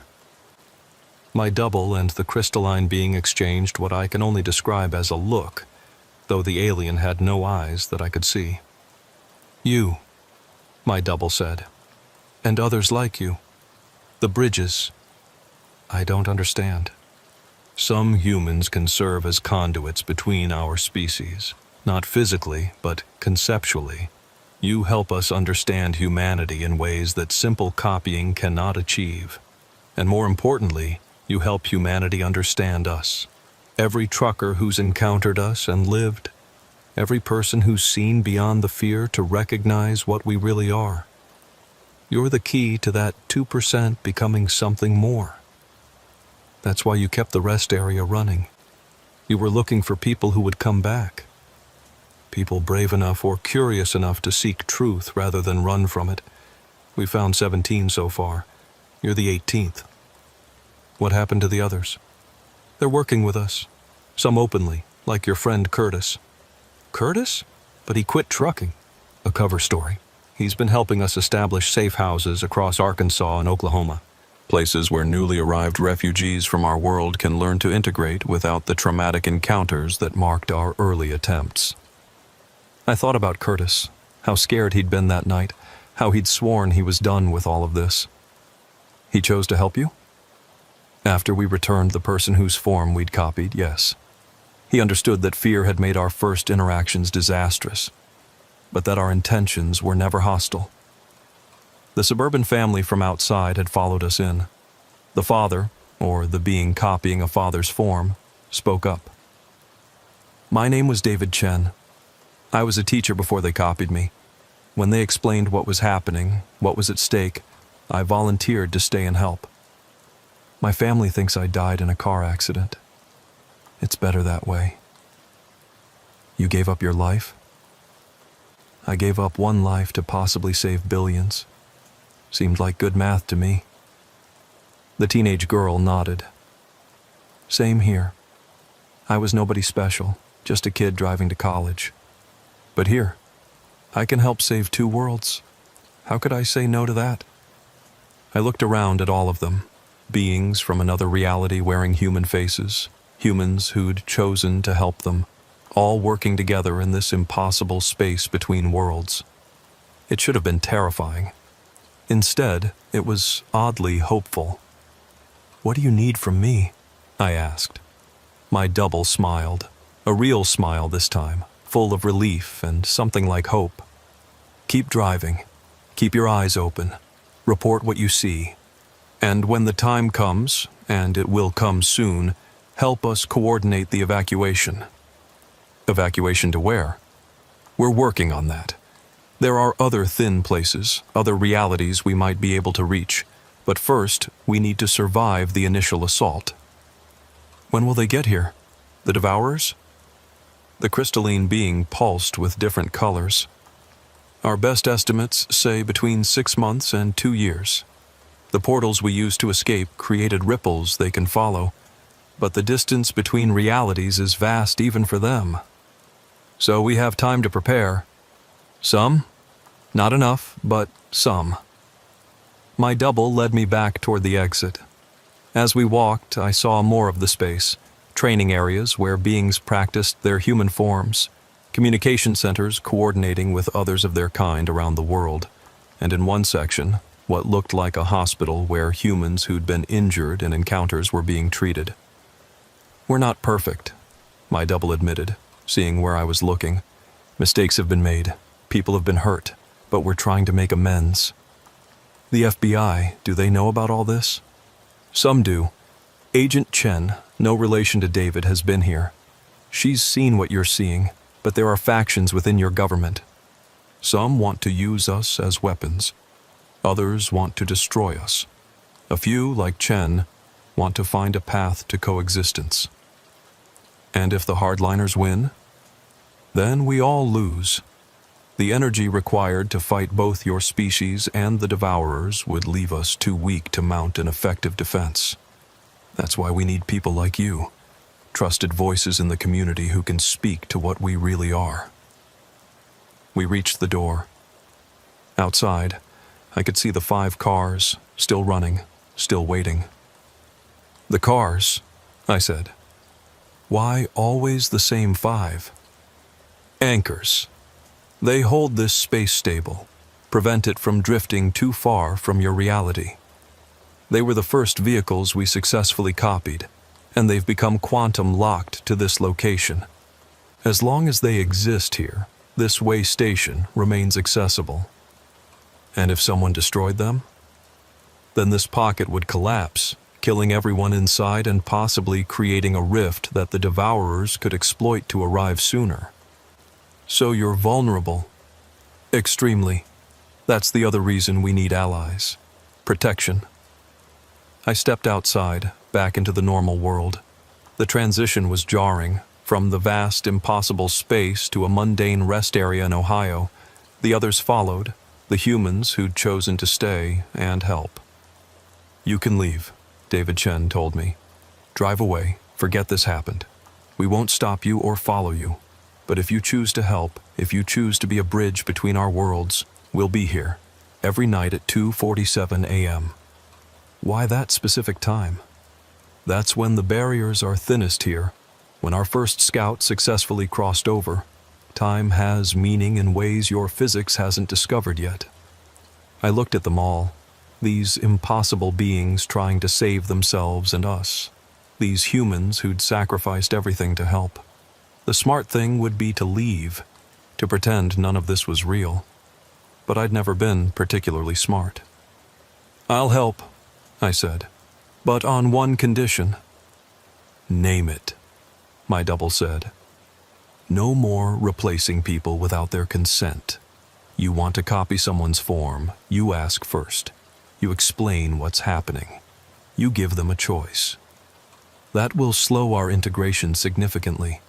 Without perfect copies, we'll be discovered more easily. Maybe, but it's the right thing to do. If we're going to face the end of the world together, we need to trust each other, and trust starts with honesty." My double was quiet for a long moment, then nodded. "Agreed. It will make things harder, but perhaps that's what we need. The easy path led to fear and misunderstanding. Perhaps the harder path will lead to something better." I headed back to my truck, my head spinning with everything I'd learned. As I climbed into the cab, my double called out one more time. "Dale, there's something else. The Devourers, they're not just mindless destroyers. They're looking for something. Something that exists in realities like ours." "What?" "We don't know. But whatever it is, they'll consume everything to find it. Unless we stop them first." I started my engine and pulled out of the rest area. In my mirrors, I watched the 5 cars fade into the darkness. By the time the next driver passed by, they'd be gone. The rest area empty and normal. Until 2:47 a.m. came around again. I drove for the rest of the night, thinking about everything I'd seen and heard. When dawn broke, I pulled into a truck stop and did something I hadn't done in years. I called my ex-wife. "Dale?" She sounded surprised. "It's 6 in the morning." "I know, I'm sorry, I needed to hear your voice." "Are you okay? You sound strange." "I'm fine. Better than fine, actually. Listen, Sarah, if I told you to pack up and be ready to leave at a moment's notice, would you trust me?" "Dale, you're scaring me." "I know. And I can't explain everything right now. But something's coming, and when it does, I need you to trust me. Can you do that?" There was a long pause. "You haven't asked me to trust you in 5 years." "I know. I'm asking now." "Okay. Okay, Dale. If you say to run, I'll run." "Thank you. And Sarah, stock up on supplies. Water, non-perishables, first aid. Tell your friends to do the same. Don't make a big deal about it, just be prepared." "Dale, what's going on?" "The world's changing, Sarah, faster than anyone realizes. But maybe if we're smart and lucky and brave, we'll get through it." I hung up and looked around the truck stop. Normal people living normal lives, completely unaware that their reality was about to collide with something beyond imagination. Part of me envied them. But another part, the part that had stood in that impossible space between worlds, felt privileged to know the truth. I ordered coffee and opened my laptop, logging into the largest trucker forum I knew. It was time to start spreading the word, carefully, subtly. Not enough to cause panic, but enough to prepare. Because if those probability matrices were right, we had maybe 2 years before everything changed. The post I wrote was simple. "Fellow drivers, keep your eyes open out there. Things are getting strange on the highways, and they're going to get stranger. If you see something unusual at a rest area, don't panic. Don't shoot. Try to understand. We're all in this together, even the things that don't look like us. The road ahead is going to be rough, but if we help each other, we might just make it through. Keep your tanks full, your loads secure, and watch out for each other. The convoy's about to get a lot bigger." Within an hour, the responses started coming in. Other drivers sharing their own strange encounters, asking questions, offering support. The network was activating, the underground railroad of information that had connected truckers for generations. I closed the laptop and got back on the road.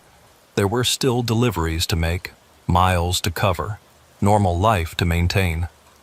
But now I had a second job, preparing for the impossible, building bridges between worlds, and helping humanity get ready for the greatest challenge we'd ever faced. The Devourers were coming, but we wouldn't face them alone. We had allies, strange as they might be.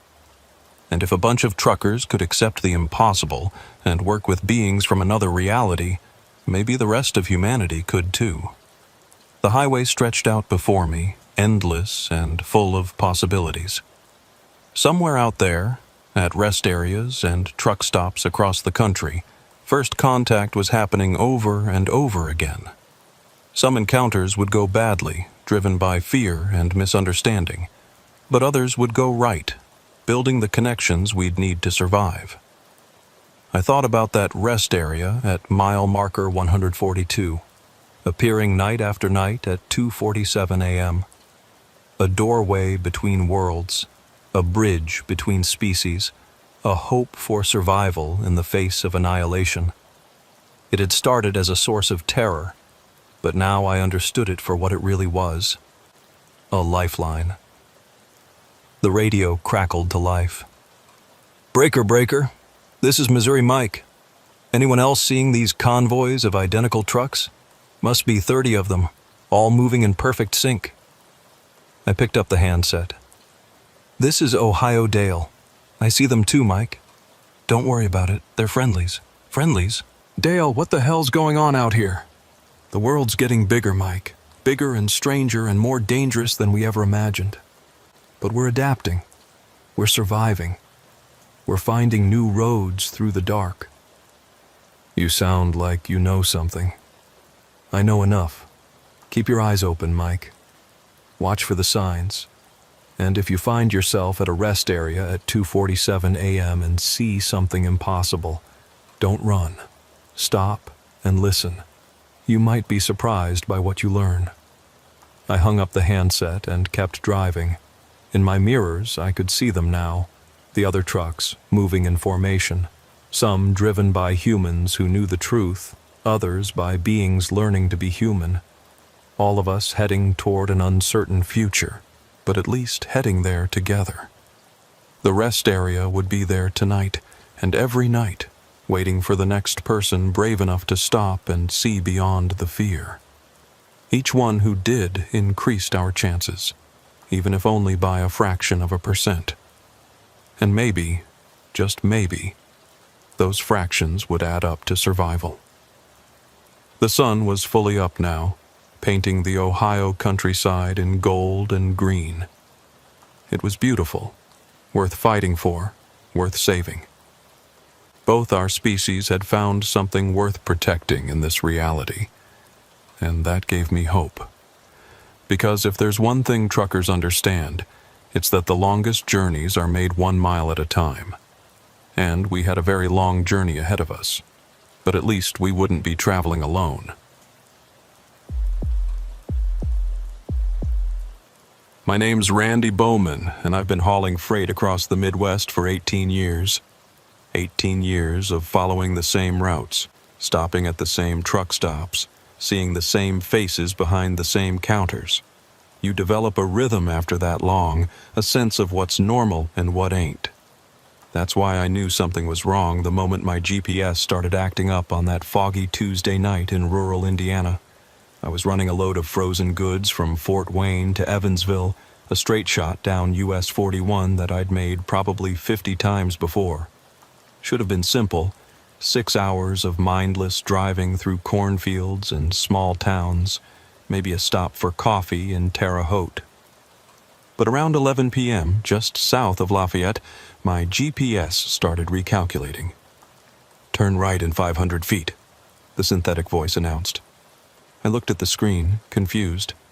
There was no turn coming up, just empty fields on both sides of the highway. But the GPS insisted, showing a road that definitely wasn't there. "Recalculating," it said when I passed the invisible turn. "Make a U-turn when possible." I've had GPS units go wonky before, It happens when you're constantly crossing state lines and dealing with construction zones.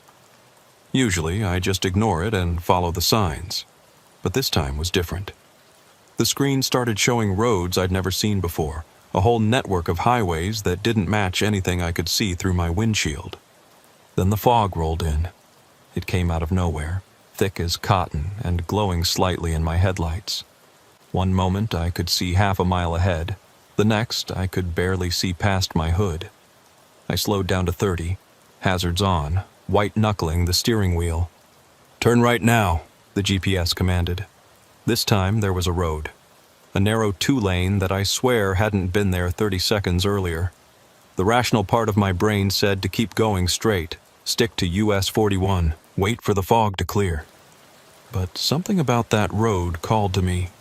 Maybe it was the way it seemed to glow slightly in the fog, or maybe it was just curiosity about where my malfunctioning GPS thought I should go.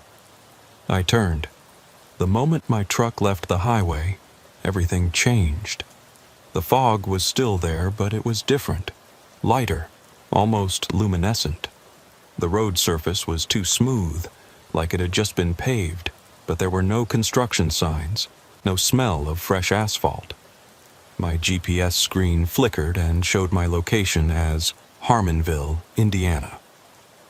I'd been driving Indiana roads for nearly 2 decades. There was no town called Harmonville. The road wound through what should have been cornfields but looked more like wheat, except wheat that seemed to shimmer and move without any wind. After about 3 miles, I saw lights ahead. Street lights, shop signs, the glow of windows. A town materialized out of the fog like something from a dream. The sign at the town limits read, "Welcome to Harmonville. Population 2,847. Established 1952. I pulled out my phone to check Google Maps, but I had no signal. Not weak signal, no signal at all.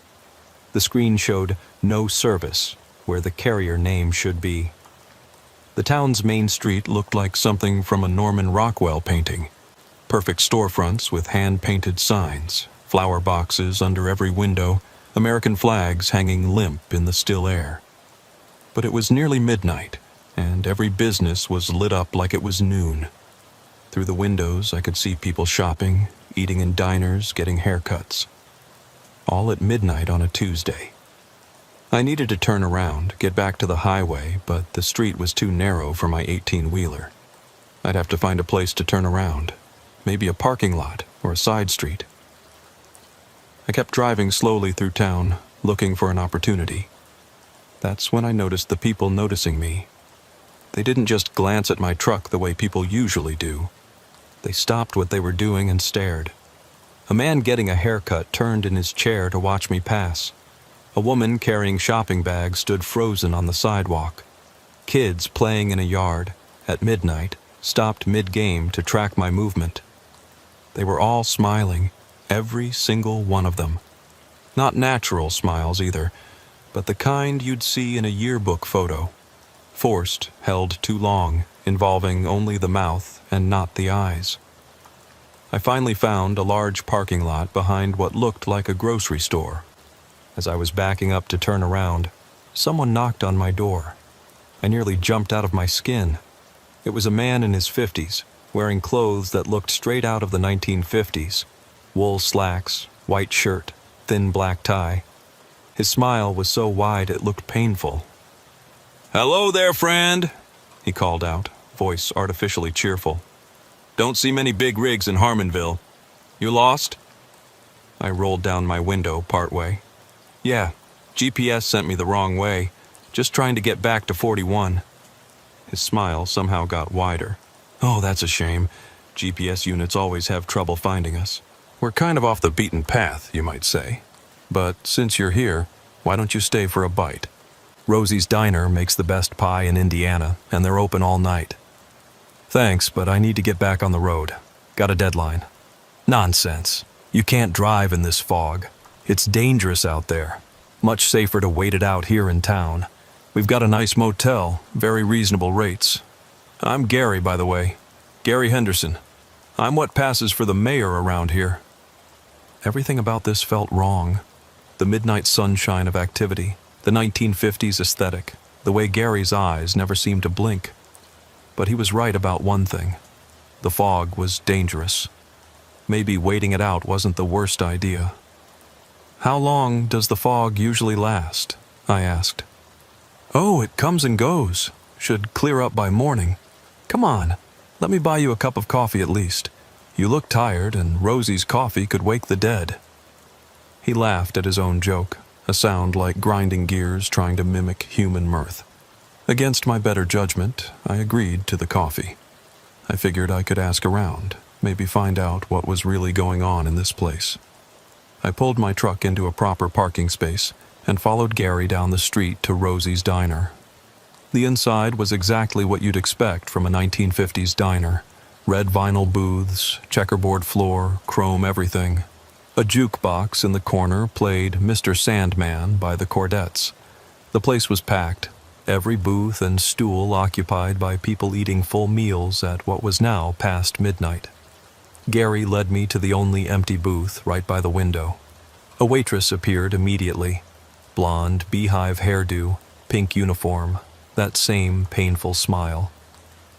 "What can I get you boys?" she asked, pencil poised over her notepad. "Coffee for me, Diane," Gary said. "And for our new friend?"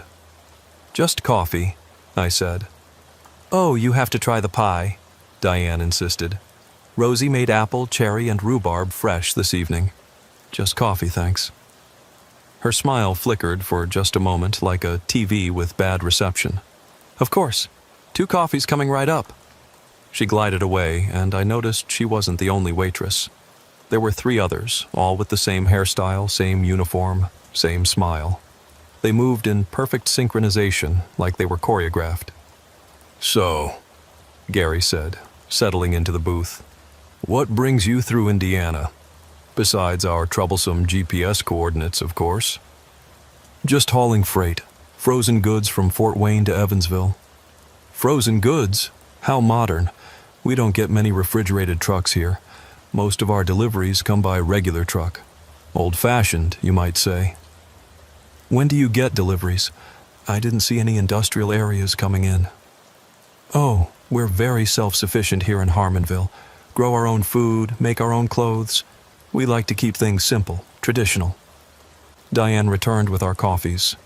The mug was burning hot, but the coffee inside was exactly body temperature. It tasted like coffee-flavored water, as if someone had described coffee to someone who'd never tasted it and they'd tried to recreate it. "Good, isn't it?" Gary asked, taking a big sip of his own. "Rosie's special blend." I nodded, pretending to drink while actually just touching the mug to my lips. Through the window, I could see people walking by on the sidewalk. They all moved at exactly the same pace, arms swinging at identical angles like a parade of wind-up toys. "Gary," I said carefully, "what year do you think it is?" He laughed that grinding gear laugh again. "What year? Why, it's 2024, of course. Though sometimes it does feel like time moves differently here in Harmonville. Slower, you might say. More peaceful. But everything here looks like it's from the 1950s. We appreciate the classics. Good, wholesome values. None of that modern nonsense with everyone staring at their phones, ignoring their neighbors. Here in Harmonville, we take care of each other. We're one big happy family." A bell chimed, and everyone in the diner turned to look at the door in perfect unison. A young couple walked in, the man in a Letterman jacket, the woman in a poodle skirt. They waved at the room, and everyone waved back with identical motions. "Tommy! Sandra!" Gary called out. "Come meet our visitor." They walked over, holding hands, smiling those painful smiles. Up close, I noticed something odd about their skin. It was too perfect, no pores, no blemishes, like they were made of wax. "Pleased to meet you," Tommy said, extending his hand. His handshake was firm but wrong. His hand was the same temperature as the coffee, exactly body temperature, and his skin felt like latex. "Randy," I managed. "nice to meet you too. Are you staying long?" Sandra asked. Her voice had a slight echo, like two people speaking in almost perfect unison. "Just until the fog clears." "Oh, that could be a while," she said, her smile never wavering. "The fog likes to linger around Harmonville. Sometimes it stays for days, weeks even." "But that's okay. We have everything you could need right here." "My delivery..." "Can wait," Gary interrupted. "Your company will understand. Weather delays happen all the time. Besides, when's the last time you took a real break? Enjoyed some genuine hospitality?" The bell chimed again. This time, a family of 5 entered. Parents and 3 children, all dressed like they'd stepped out of a 1950s catalog. The children moved with the same synchronized precision as the adults, their smiles just as wide and empty. "I should really check on my truck," I said, starting to stand. Gary's hand shot out and grabbed my wrist. His grip was impossibly strong, and his skin felt even more artificial up close. Now, he said, his smile never faltering. "You just got here. It would be rude to leave so soon. Besides, your truck is perfectly safe. Nothing bad ever happens in Harmonville." I pulled my hand free and stood up anyway. "Thanks for the coffee. I'll grab a room at that motel you mentioned and head out first thing in the morning."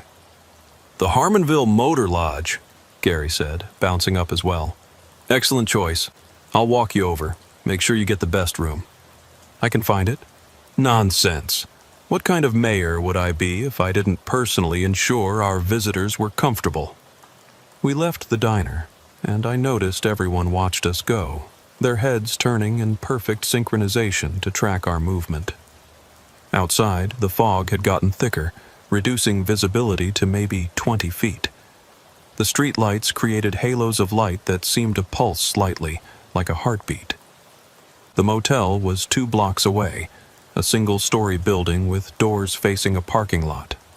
The neon sign buzzed and flickered. Harmonville Motor Lodge, vacancy. Given how many people I'd seen in town, I found it hard to believe they got many visitors. The office was manned by an elderly woman who could have been Diane's grandmother. Same hairstyle, same smile, same uniform, but in blue instead of pink. "Room for one?" she asked before we'd even gotten through the door. "Yes, just for tonight," I said. "Oh, we'll see about that," she said, with what I think was supposed to be a playful wink. "Harmonville has a way of growing on people. Some folks come for a night and stay for years." She handed me a key, an actual metal key, not a card, attached to a diamond-shaped plastic tag with Room 7 embossed on it. "That'll be $12, she said. $12? For the whole night?" "We like to keep prices reasonable here. None of that big city gouging." I handed her a 20, and she gave me back exactly 8 $1 bills, all crispy and new, all from 1952. I looked at them closely. They were real, just old, or perfectly reproduced. "Gary, the man needs his rest," the woman said.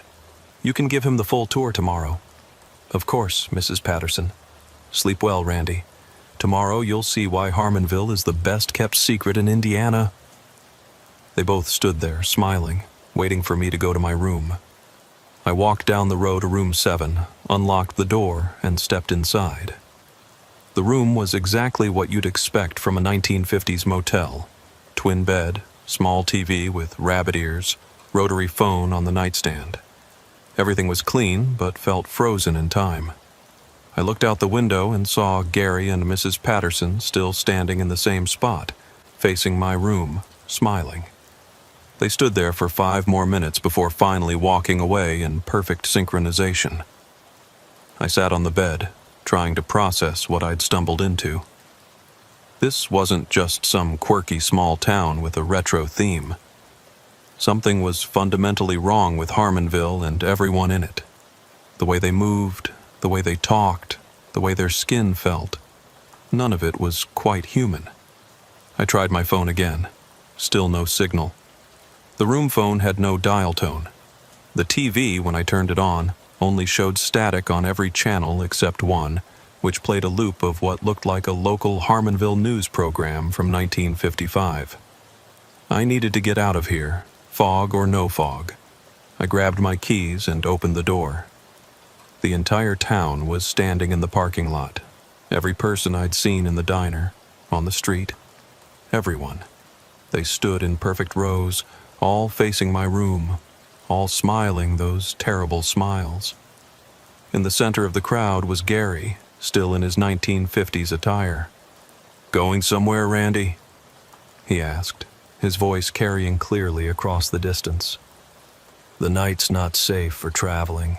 So much can go wrong on unfamiliar roads. Accidents happen. People disappear.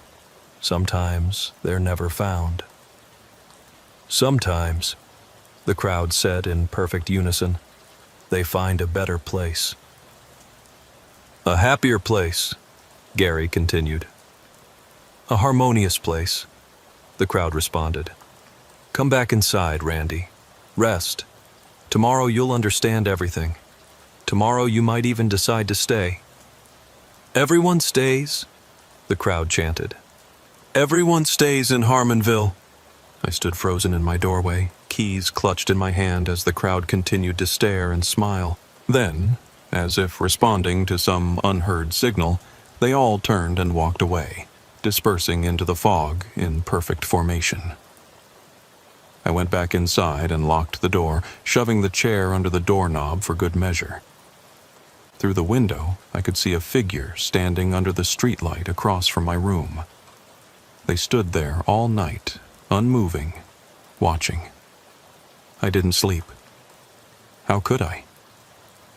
I sat on the bed, fully dressed, truck keys in my hand, waiting for dawn and praying the fog would clear. But even as the sky began to lighten outside, the fog remained, thick as ever. And I was starting to understand that maybe the fog wasn't keeping me here by accident. Maybe Harmonville didn't want me to leave. Maybe no one ever left Harmonville. Dawn came, but it didn't bring relief. The fog was still there, maybe even thicker than before. Through my motel room window, I could see Main Street coming to life, if you could call it that. People emerged from buildings like clockwork, all at exactly 6 a.m., all walking to their destinations with that same synchronized gait. I'd spent the night studying every inch of the room, looking for something, anything that might explain what Harmonville really was. The Gideon Bible in the nightstand was wrong. The verses were almost right, but not quite, like someone had tried to recreate it from memory. In the beginning was the harmony, and the harmony was with God, and the harmony was God. The phone book, who still had phone books, listed hundreds of names, all with the same handful of last names repeated: Henderson, Patterson, Wilson, Baker, Smith. The addresses were all variations of the same few street names: Main, Elm, Oak, Harmony. At 7 a.m. sharp, someone knocked on my door. "Mr. Bowman, it's Diane from the diner. I brought you breakfast." I hadn't ordered breakfast. I approached the door carefully. "Thanks, but I'm not hungry." "Oh, but you have to eat. It's the most important meal of the day. And Rosie made her special pancakes just for you." "Leave it outside. I'll get it in a minute." There was a pause. "Mr. Bowman, that would be rude. In Harmonville, we believe in proper hospitality. Person to person, face to face." I cracked the door open, keeping the chain on. Diane stood there with the tray, still wearing that pink uniform, still smiling that painful smile. But in the morning light, I could see more details I'd missed the night before. Her skin had a subtle sheen to it, like plastic. Her eyes never actually focused on me. They seemed to look through me at some fixed point. "I'm really not hungry," I said. "Everyone's hungry in the morning," she replied, her voice taking on a strange insistence. Everyone eats breakfast in Harmonville. It's what people do. Normal people, you mean? Her smile flickered again. Yes, normal people. Like us. Like you're going to be. That last part sent ice through my veins. What did you say? I said you're going to eat breakfast, aren't you? She pushed the tray toward the gap in the door. The smell of pancakes and syrup wafted through, but underneath it was something else. Something chemical, like formaldehyde. I need to check on my truck, I said, closing the door. Your truck is fine, she called through the door. Gary made sure of it. He's waiting for you at the diner when you're ready for that tour. Don't keep him waiting too long. Gary doesn't like to be kept waiting. I heard her footsteps walking away, but she was wearing heels, and they clicked in a perfect rhythm, like a metronome. I waited another 10 minutes, then carefully opened the door. The tray was still there, the food looking perfect, but wrong. The pancakes were too circular, the butter pats too square, the syrup too glossy. I left it there and headed for my truck. The parking lot was empty except for my rig, which looked untouched. But when I climbed up to check the cab, I found something that made my blood run cold. My logbook was open on the passenger seat, and someone had filled in entries for the next 3 days. All showing stops in Harmonville. All in my handwriting, but I hadn't written them. I started the engine. It turned over fine, but when I put it in gear and tried to move, the truck lurched forward about a foot and died. I tried again. Same result. The fuel gauge showed full. All the indicators were normal, but the truck wouldn't run for more than a second. Engine trouble? I nearly jumped out of my skin. Gary was standing right beside my door, having approached without making a sound. It was running fine last night, I said. Machines are funny things. Sometimes they just know when it's time to rest, like people. You look tired, Randy. Did you sleep at all? Not much? The first night in a new place is always hard. But don't worry. Tonight will be easier. Tomorrow even more so. By the third night, you'll sleep like a baby. Everyone does. I need to call my dispatcher, let them know about the delay. Oh, I'm afraid our phone lines are down. The fog, you know, interferes with all sorts of communications. But don't worry. I sent a message on your behalf. Your company knows you're safe and sound in Harmonville. How? How did you send a message if the phones are down? His smile widened impossibly. We have our ways. Now come on. Let me show you around properly. You'll love our town once you get to know it. I climbed down from the truck, mainly because I wanted to keep Gary in sight. He led me down Main Street, pointing out shops and buildings with the enthusiasm of a proud parent. There's Wilson's Hardware, been in the same family for 3 generations. And Baker's Bakery. Yes, the baker's name is Baker. Isn't that delightful? Oh, and our library. You must see our library. The library was a small brick building that looked older than the supposed 1952 founding date of the town. Inside, it was dead silent, despite having at least a dozen people reading at tables. They all looked up when we entered, smiled in unison, then returned to their books. I walked over to one of the shelves and pulled out a random book. The cover said To Kill a Mockingbird, but when I opened it, every page was blank. I tried another, The Great Gatsby. Also blank. Every book I checked was the same. Real covers, empty pages. We prefer to tell our own stories here, Gary said, suddenly right behind me. Outside stories can be so disruptive. These aren't books, they're props. They're possibilities, he corrected, waiting to be filled with better stories, harmonious stories. Gary, what is this place? Really? He tilted his head at that unnatural angle. It's home, Randy. It's where people come to be happy, to be part of something greater than themselves. People don't come here. You trap them here. Trap is such an ugly word. We invite, we welcome, we integrate.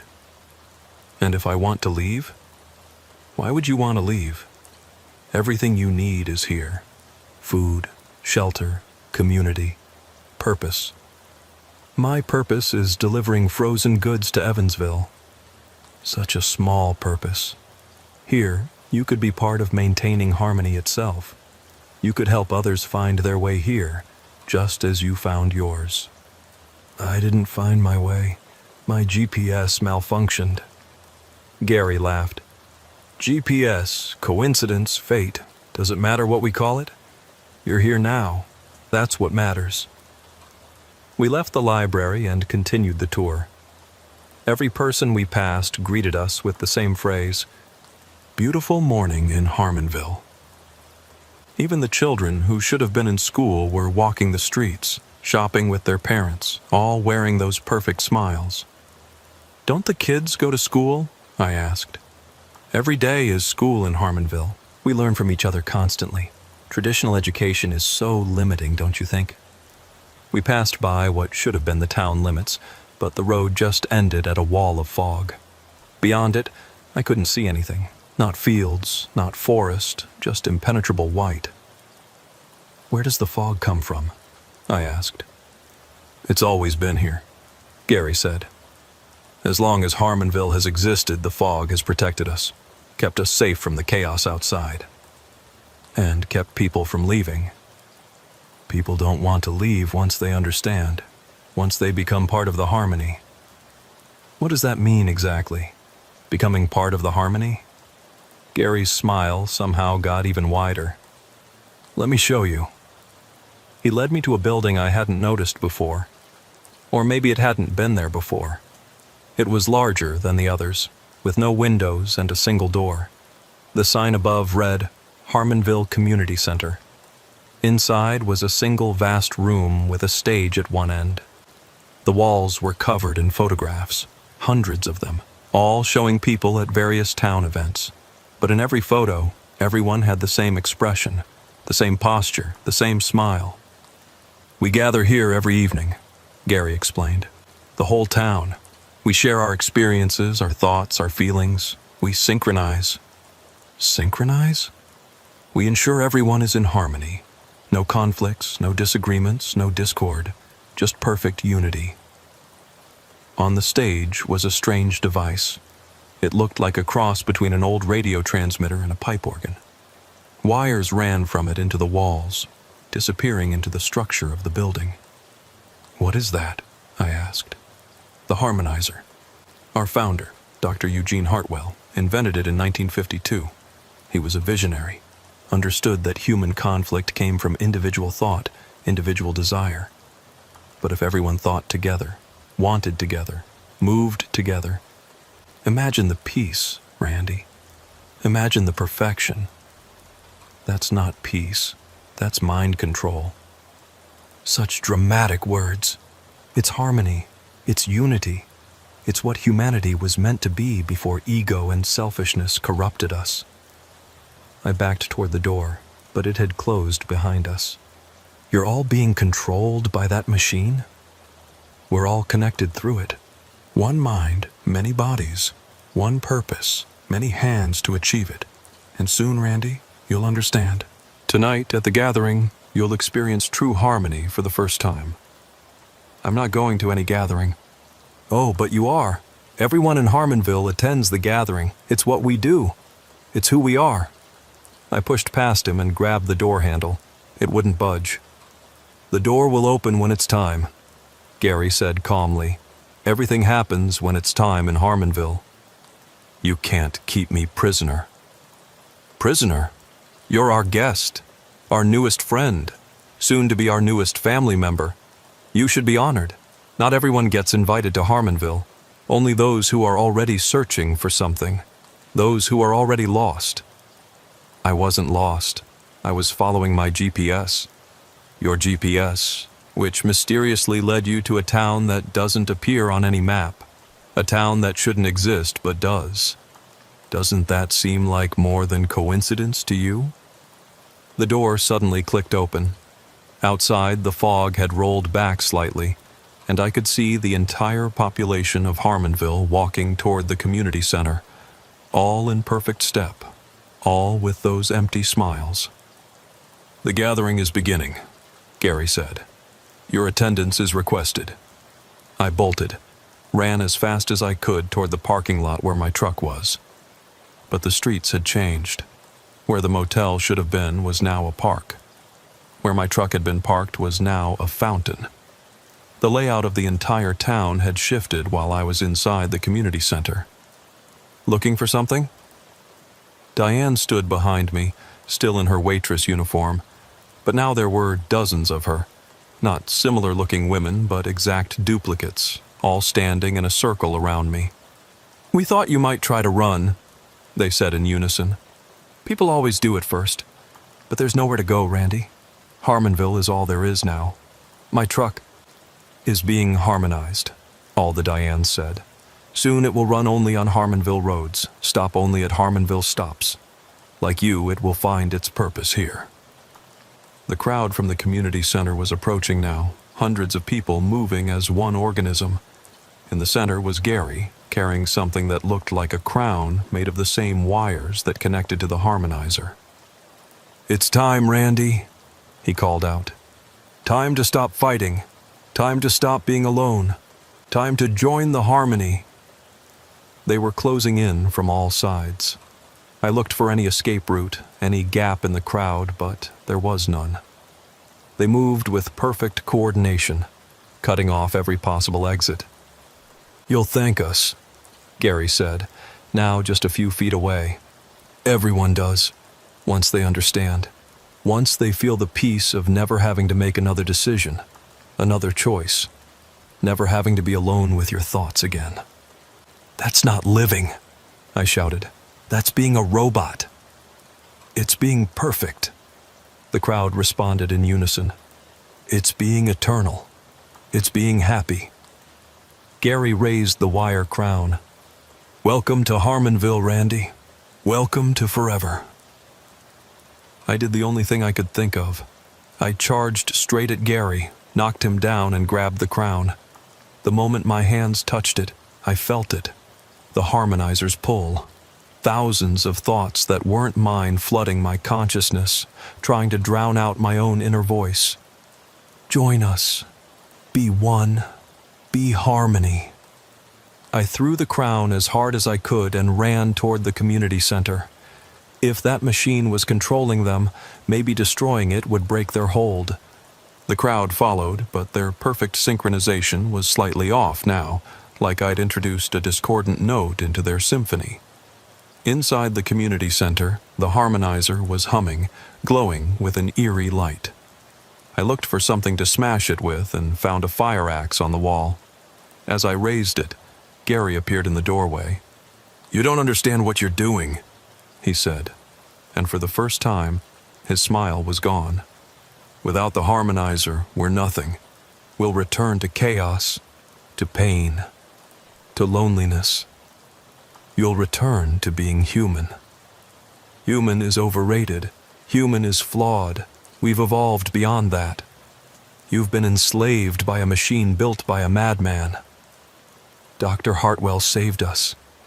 In 1952, this town was dying, economically failing, people leaving, families breaking apart. He gave us unity. He gave us purpose. He turned you into puppets." I swung the axe at the harmonizer. It connected with a shower of sparks, and the machine let out a sound like 1,000 voices screaming in unison. The lights flickered, and I heard the crowd outside cry out in confusion. "No!" Gary lunged at me, but his movements were jerky now, uncoordinated. "You don't know what you're releasing!" I swung again and again. The harmonizer cracked, split, began to smoke. With each blow, I heard more voices, not the synchronized speech of the crowd, but individual voices, confused, frightened, angry. "What's happening? Where am I? How long have we... My children, where are my children?" The machine finally shattered completely, and the lights went out. In the darkness, I heard Gary sobbing. 70 years, he whispered. 70 years of peace, and you've destroyed it all. Emergency lighting kicked in, dim but enough to see. Gary was on his knees, looking at his hands like he'd never seen them before. He looked older now, his face lined with age that the permanent smile had hidden. "I was 23 when Dr. Hartwell turned on the machine," he said. "Fresh out of college, newly elected mayor, the youngest mayor in Indiana history.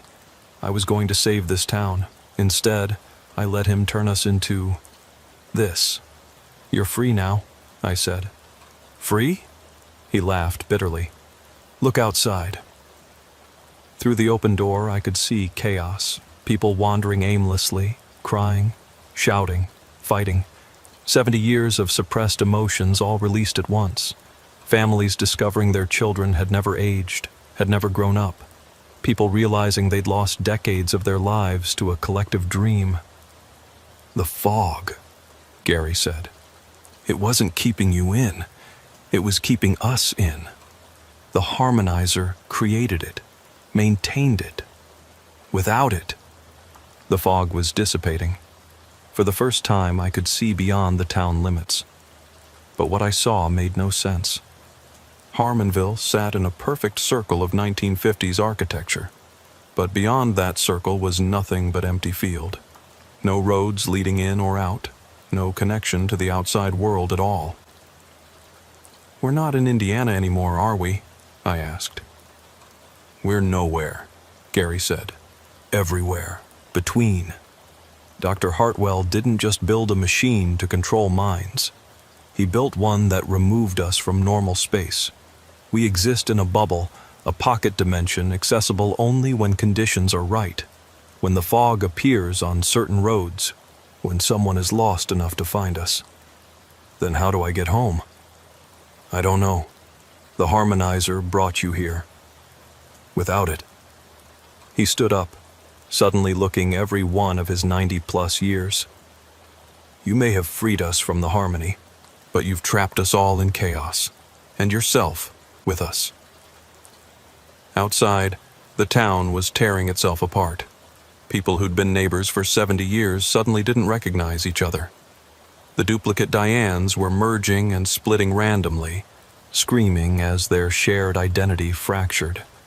Buildings that had been maintained by collective will were aging rapidly, paint peeling, wood rotting, brick crumbling. "There has to be a way out," I said. "The Founder's house," Gary said weakly. "Dr. Hartwell's original laboratory. If there are answers, they'll be there. Oak Street, number 7. But hurry. Without the harmonizer maintaining the pocket dimension, I don't know how long this place will hold together." I ran through the chaotic streets. People grabbed at me, begging for help, for answers, for someone to tell them what to do. But I couldn't help them. I could barely help myself. The house at 7 Oak Street looked older than the rest of town, Victorian rather than 1950s suburban. The door was locked, but I kicked it in. Inside was a study filled with papers, journals, and equipment that looked like it belonged in a mad scientist's laboratory. I found Dr. Hartwell's journal and started reading, skipping through pages of equations and theories until I found what I needed. The transportation frequency must be maintained at exactly 432 Hz to sustain the pocket dimension. Any variation will cause spatial displacement. To return subjects to original reality, reverse the polarity while broadcasting at 528 Hz. Warning: this will collapse the pocket entirely. Any consciousness not properly anchored will be lost. I didn't understand most of it, but I found what looked like a smaller version of the harmonizer in the basement. This one was more complex, with additional dials and switches. A note taped to it read, "Emergency return protocol. Use only in case of complete harmonic failure." As I powered it up, Gary appeared in the doorway, followed by several other townspeople. "You found it," he said. "The way home. It says it will collapse the pocket dimension. What happens to all of you? We were never meant to exist this long anyway. We should have aged, died, been replaced by new generations. Instead, we've been stuck in an eternal loop. Maybe it's time for it to end. There has to be another way. There isn't." Diane appeared, just one of her now, looking confused and frightened, but more human than I'd ever seen her. We felt it when the harmonizer broke. We're not real anymore. We're echoes, sustained by a machine that no longer exists. Use the device. Go home. Let us finally rest. The building shook. Through the window, I could see the edge of town dissolving, turning to static like a TV losing signal. It's collapsing anyway, Gary said. At least this way you get out. Someone should. Someone should remember Harmonville, even if it's just as a cautionary tale. I set the device to 528 Hz and reversed the polarity as the journal instructed. The machine hummed to life, sending out a pulse that made my teeth ache. Thank you, Gary said, and for the first time his smile seemed genuine. For freeing us, for ending the harmony. It wasn't living what we were doing, it was just existing. The pulse grew stronger. The walls became transparent, and I could see my truck somehow superimposed over the house like a double exposure. The townspeople were fading, becoming translucent. "Remember us," Diane called out as she disappeared. "Remember that we were real once?" The last thing I saw was Gary, age reversing rapidly until he was that 23-year-old mayor again, full of hope and plans to save his town. He nodded once, then was gone. Reality snapped back like a rubber band. I was sitting in my truck on the shoulder of US 41, engine running, dashboard clock showing 11:03 p.m., only 3 minutes after I'd turned onto that impossible road. The fog was gone. My GPS showed my location clearly, and I had full cell signal. I drove the rest of the way to Evansville in a daze, delivered my load, and filed a report about GPS malfunction causing a minor delay. No one questioned it. Why would they? But I kept Dr. Hartwell's journal. It had somehow made the transition with me, the only proof that Harmonville ever existed. In it I found his final entry, dated the day he activated the harmonizer. Today I save this town from itself. No more conflict, no more suffering, no more individual pain. They will resist at first, but soon they will understand. In harmony, there is peace. In unity, there is purpose. And in eternity, there is no more loss. Harmonville will be perfect forever. He was wrong, of course. Perfection that's forced isn't perfection at all. It's a prison with prettier bars. I thought that was the end of it. Delivered my load, filed my report, went home to my apartment in Fort Wayne and tried to forget about Harmonville. But you can't forget something like that.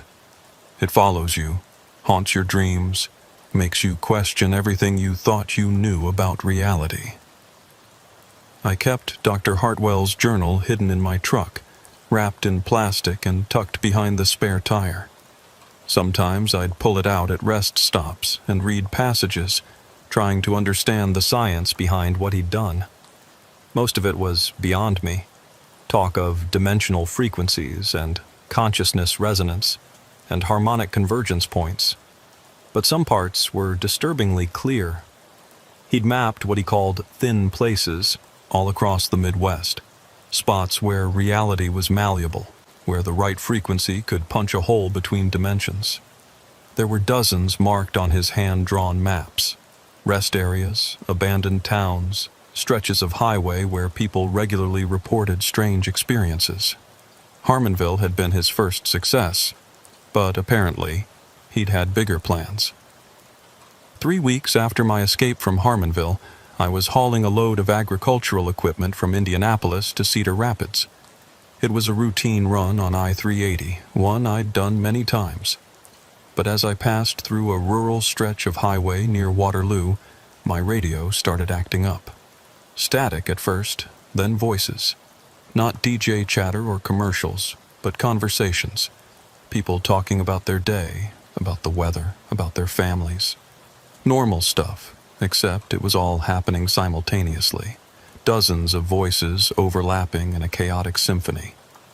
And underneath it all, a rhythm, a pulse. Familiar. I checked my GPS. It was glitching again, showing roads that didn't exist, towns that shouldn't be there. One name kept appearing and disappearing on the screen. New Harmonville. My hands tightened on the wheel. It wasn't possible. I'd destroyed the harmonizer. I'd watched Harmonville collapse, but the voices on the radio were getting clearer, and I recognized one of them. Randy? Randy Bowman? If you can hear this, please respond. This is Gary Henderson. I grabbed the CB handset. Gary? That's impossible. You disappeared. The whole town collapsed. Not disappeared, Randy. Displaced. When you destroyed the harmonizer, you didn't kill us. You scattered us. Our consciousness spread across all the thin places Dr. Hartwell had mapped. We exist in fragments now, pieces of ourselves in dozens of locations. That's not... How is that possible? The harmonizer didn't just control us, Randy. It transformed us. We became part of the frequency itself, living waves of consciousness. Without the machine to contain us, we dispersed. But we're still aware, still suffering, torn between dimensions, unable to fully exist in any of them. The static grew louder, and more voices joined in. All the people of Harmonville, talking over each other, their words blending into an incomprehensible cacophony. Please, Gary's voice cut through again. We need your help. There's a way to give us peace, to let us finally rest. But we need someone corporeal, someone still anchored in base reality. Why should I help you? You tried to trap me, to turn me into one of you. Because you're partially responsible for our current state. And because if we remain scattered like this, our presence will continue to destabilize the thin places. More people will be drawn in, lost between dimensions. The fog will spread. As if responding to his words, wisps of fog began forming along the highway despite the clear afternoon weather. Other truckers were slowing down, confused by the sudden change. I could see some of them reaching for their radios, probably hearing the same voices I was. What do you need me to do? I asked. Dr. Hartwell had a contingency plan, a way to properly disperse consciousness without leaving fragments. It's in his laboratory, but not the one you found. His real laboratory, the one that exists between dimensions. You'd need to enter one of the thin places voluntarily, find the laboratory, and activate the final harmony protocol. Enter voluntarily? After what happened last time? You'd be protected this time.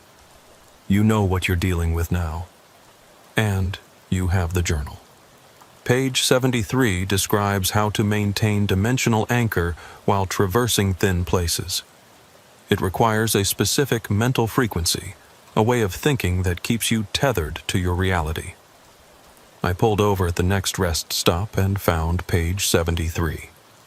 The instructions were complex, but seemed to boil down to maintaining a constant internal narrative, a running monologue of who you are, where you're from, and where you're going. The moment you stop asserting your reality, you become susceptible to dimensional drift. Even if I wanted to help, I said into the CB, how would I find this laboratory? We can guide you. Our consciousness extends through all the thin places now. We can feel the laboratory's presence. It exists in a dimensional pocket similar to Harmonville, but more stable. Dr. Hartwell built it as his control center, the hub from which he planned to expand his harmony across the entire Midwest. Expand? He wanted to do this to more towns? He wanted to do it to all towns, to create a network of harmonized communities, all linked, all thinking as one. He believed it was the next step in human evolution. The laboratory contains the master controls for his entire planned network. The fog was getting thicker. I could see other drivers getting out of their vehicles, looking confused and frightened. If I didn't do something, they might get pulled into whatever remained of Harmonville's influence. Where's the nearest entry point? I asked. Mile marker 247 on I-380. There's an abandoned rest area there, closed since 1987. The fog will be thickest at 11:47 p.m. That's when the dimensional frequency aligns. But Randy, once you enter, You'll have exactly 1 hour before the alignment shifts. If you're not out by then, I'll be stuck between dimensions like you. Worse, without the protection of harmonization, your consciousness would be torn apart. You'd cease to exist entirely. I looked at my watch. It was 3 p.m. Mile marker 247 was about 4 hours away. That gave me time to prepare, to memorize the relevant pages of Dr. Hartwell's journal, to steel myself for what I was about to do. "I'll be there," I said. "Thank you, Randy. And please, hurry. Every moment we exist like this is agony. We're everywhere and nowhere, everyone and no one. We just want it to end." The voices faded, leaving only static. I got back in my truck and started driving, trying to ignore the way the fog seemed to follow me, always staying just at the edge of my vision. I reached the abandoned rest area just after 11 p.m. It was exactly as Gary had described. A crumbling parking lot overgrown with weeds, restroom buildings with boarded-up windows, rusted picnic tables slowly being reclaimed by nature. The whole place had an aura of wrongness about it, like reality itself was thinner here. I parked my truck and prepared according to the journal's instructions. I wrote my name, birth date, and home address on a piece of paper and put it in my pocket, a physical anchor to my reality. I set my phone to record audio, creating a technological tether. And most importantly, I began the mental mantra. My name is Randy Bowman. I'm from Fort Wayne, Indiana. I drive trucks for Midwest Freight Lines. I'm here to help the people of Harmonville find peace. I will return to my reality when this is done. I repeated it over and over as the fog rolled in. At exactly 11:47, the abandoned rest area changed. The buildings restored themselves, the weeds disappeared, and lights that hadn't worked in decades flickered to life. But it wasn't quite right. The buildings shifted and morphed, existing in multiple states simultaneously, new and old, whole and broken, real and impossible. A path appeared, made of the same luminescent fog that had led me to Harmonville. But this time, I walked it voluntarily, still chanting my mantra. The path led to a building that couldn't exist. It was bigger on the outside than the space available, and its architecture hurt to look at directly. This was Dr. Hartwell's laboratory, existing in a fold of space-time that touched all the thin places simultaneously. Inside was chaos. Equipment from every era of scientific development crammed together, Tesla coils next to quantum computers, vacuum tubes connected to fiber optic cables. In the center was a massive version of the harmonizer, dozens of times larger than the one in Harmonville, its surface covered in screens showing different locations across the Midwest. "You made it." I spun around. Gary was there, but not quite. He flickered in and out of existence, sometimes solid, sometimes transparent, sometimes multiple versions of himself occupying the same space. "We all felt you arrive," he said, his voice echoing from everywhere and nowhere. "The others are here too, spread throughout the laboratory. We can manifest more clearly here, closer to the source of our transformation." Diane appeared, or parts of her did, a face here, a hand there, constantly shifting and reforming. "The final harmony protocol is in the main control room, Dr. Hartwell's last safeguard against what we've become." They led me deeper into the laboratory, through rooms that defied physics. One contained nothing but floating mathematical equations that rearranged themselves as I watched. Another held what looked like preserved moments in time, fragments of Harmonville's history suspended like insects in amber. The control room was dominated by a console that looked like a church organ crossed with a nuclear reactor control panel.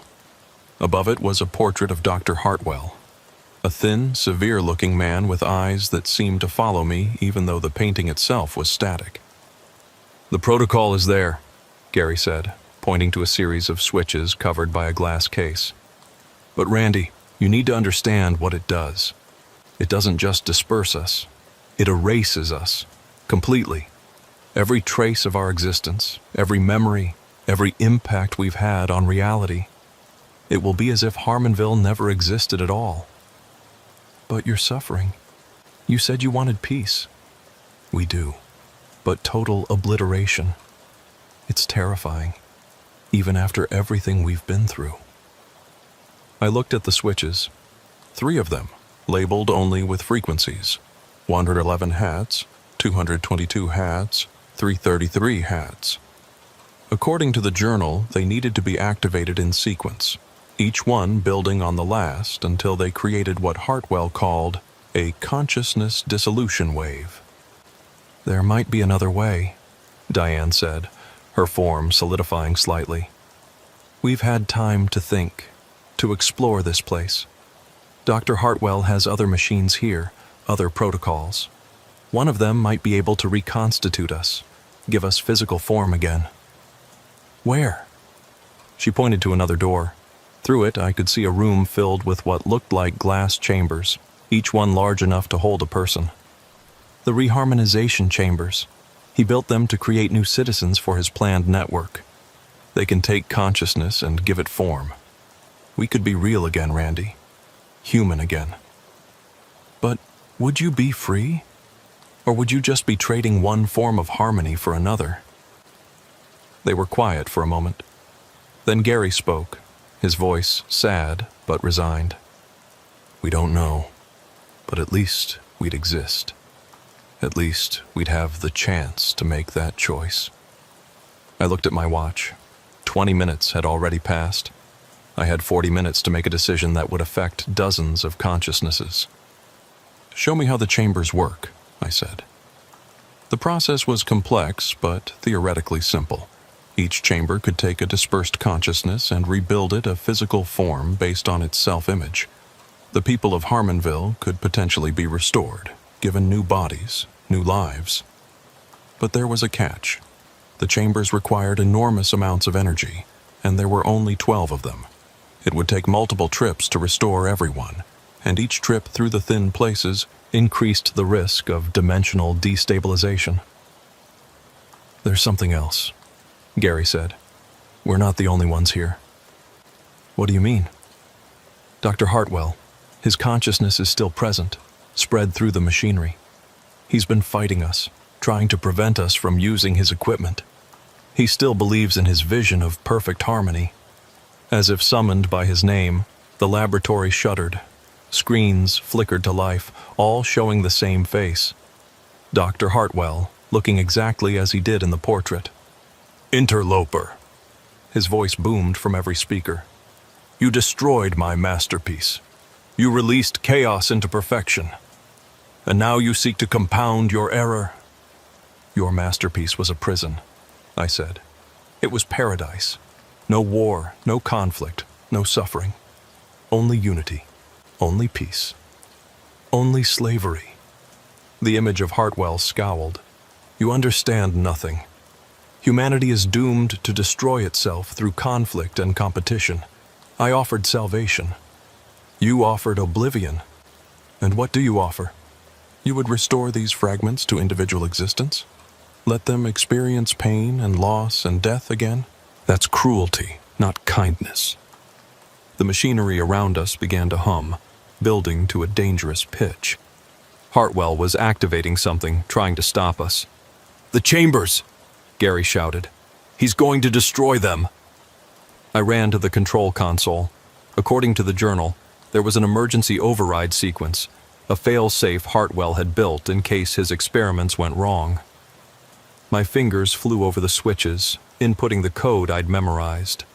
7, 3, 5, 2, 8, 1. The humming stopped. Hartwell's image flickered with rage. You dare use my own safeguards against me? You're not really him, I said, understanding hitting me suddenly. You're just an echo, like them. A consciousness preserved in the machinery. I am eternal. I am the future of humanity. You're a ghost haunting your own failed experiment. I turned to Gary and the others. We don't have much time. Pick 12 who want to try the chambers. The rest? I'm sorry, but you'll have to wait for another trip. If there is another trip, Diane said, each time someone enters the thin places, they grow thinner. Eventually they'll collapse entirely. Then we'd better make this count. They discussed among themselves, or within themselves. It was hard to tell where one consciousness ended and another began. Finally, 12 forms solidified enough to enter the chambers. Gary was among them, as was Diane. Some I recognized from my night in Harmonville. Others were strangers. The process takes 15 minutes, Gary said as he entered a chamber. You'll need to monitor the controls, make adjustments if anything goes wrong. I stood at the console, watching as the chambers filled with that luminescent fog. Inside, I could see the vague shapes of bodies forming, first skeletons of light, then layers of translucent flesh, slowly becoming solid. Hartwell's image appeared on every screen, his face contorted with fury. They won't be human. They'll be abominations, neither here nor there. You're creating monsters. They'll be free, I countered. Free to choose their own paths. Freedom is chaos. Order is peace. Your order was death. The chambers hummed and pulsed. I watched the energy readings, making small adjustments when they spiked or dipped. 10 minutes in, something went wrong. One of the chambers, containing a consciousness I didn't recognize, began to overload. The pattern's unstable, Hartwell laughed. You see, you can't fight nature. They were meant to be harmonized, not individualized. I ran to the failing chamber. Inside, the forming body was flickering, parts of it solid, parts still energy. The person inside was screaming, a sound that existed on multiple frequencies simultaneously. According to the journal, unstable patterns could be stabilized by introducing a harmonic counterfrequency. But I'd have to calculate it on the fly, and I had seconds before the chamber exploded. I thought back to everything I'd learned about Hartwell's theories. If consciousness existed as a wave, then an inverted wave should stabilize it. I input what I hoped was the right frequency, 864 Hz, double the original harmonization frequency, but inverted. The chamber stabilized. The screaming stopped. Inside, a young man, maybe 19 or 20, was taking his first breath in 70 years. 5 more minutes. The other chambers were holding steady. But I could feel something else happening. The laboratory itself was destabilizing. Cracks appeared in the walls, not physical cracks, but fractures in space-time itself, showing glimpses of other realities beyond. You're destroying everything, Hartwell raged. The dimensional barriers can't handle this much energy transfer. He was right. My watch showed I had only 15 minutes left before the alignment shifted and the laboratory was falling apart. If it collapsed while I was still inside, the chambers opened with a hiss. 12 people stumbled out. Real, physical people, naked and confused, but undeniably human. Gary looked at his hands in wonder, touched his face, took a deep breath. We're real, he whispered. We're actually real again.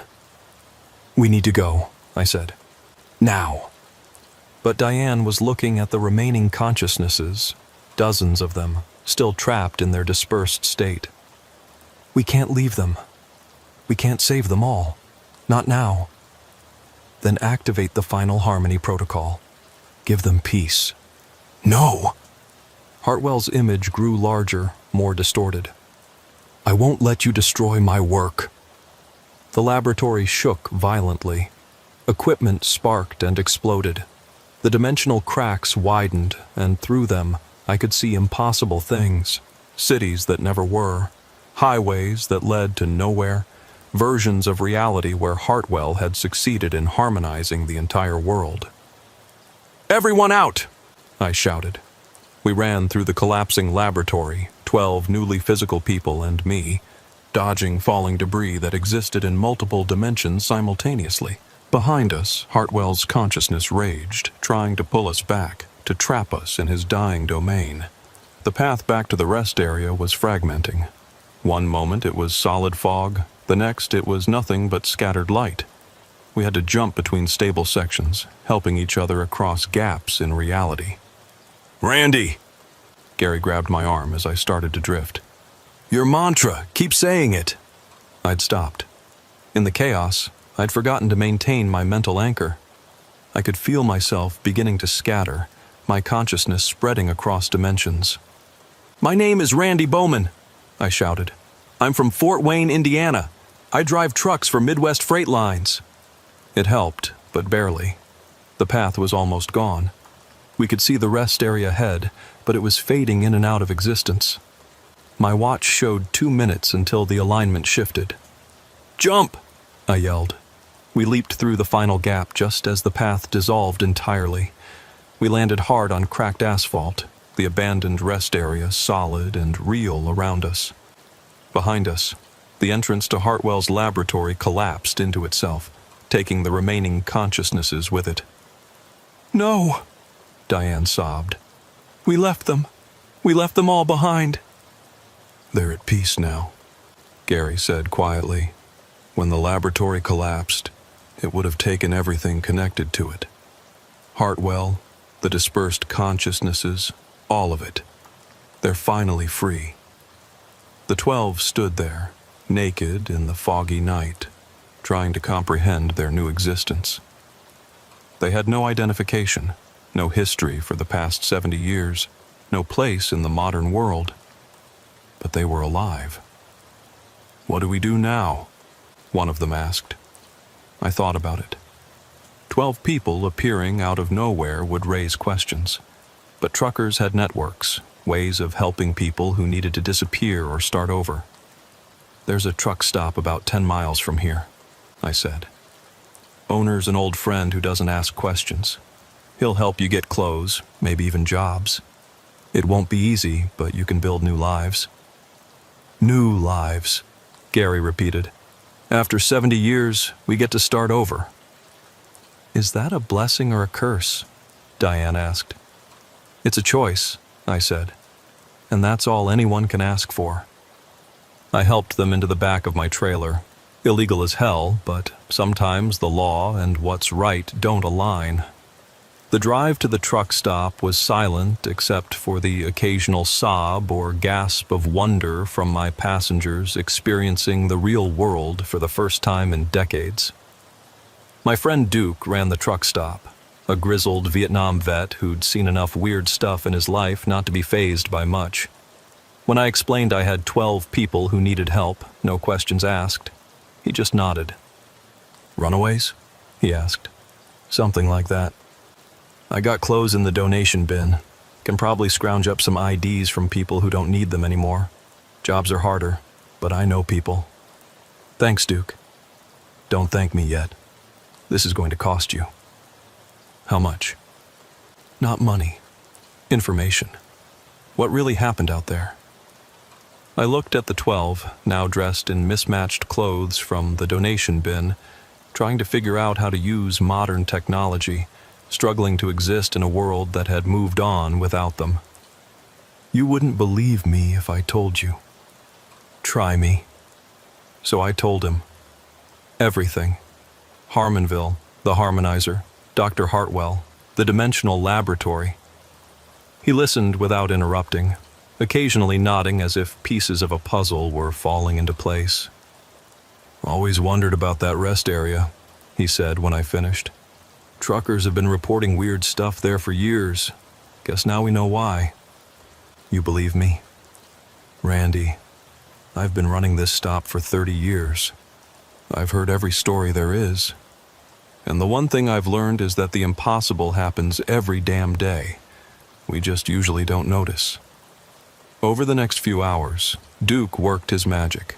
The 12 got temporary IDs, cash-paying jobs at various businesses that didn't look too closely at backgrounds, and places to stay.